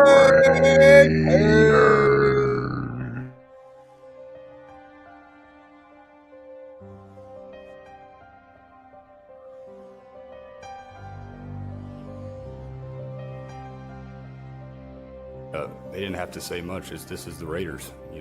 This is one of the most historic franchises in the NFL with a great history that I want to be a part of. I want to be a part of furthering that history. You know, when you say commitment to excellence, okay, and you look at the walls around here, and you look at the players on this wall, and there's a history. There's a history of Hall of Fame players here. There's a history of Super Bowls, and that's. And with all this situation and all this shit I went through, the biggest thing that I took from it is I don't give a what everybody has to say. Truly, I really don't give a. Play clock down to 1. Williams batted up in the air and it is picked. Crosby. He has been a beast. We do believe that this is a game psychologically of intimidation and of fear. I don't mean cowardly fear, but fear. But the Chargers and all those teams. To be honest, I don't like any of them. I hate all teams. The other team's quarterback must go down, and he must go down hard. But the Chargers. What I call the vertical game. We were going to stretch the field vertically. When we came out of the huddle, we weren't looking for first downs. We didn't want to move the chains. We wanted touchdowns. We wanted the big play, the quick strike. It's number one to say you want to do that. It's number two to say that you have the players to do it, but it's number three to do it. Hard. Try not to make mistakes, but don't worry about mistakes because there's only one thing that counts. Just win. Your commitment to excellence and your will to win will endure forever. You will not get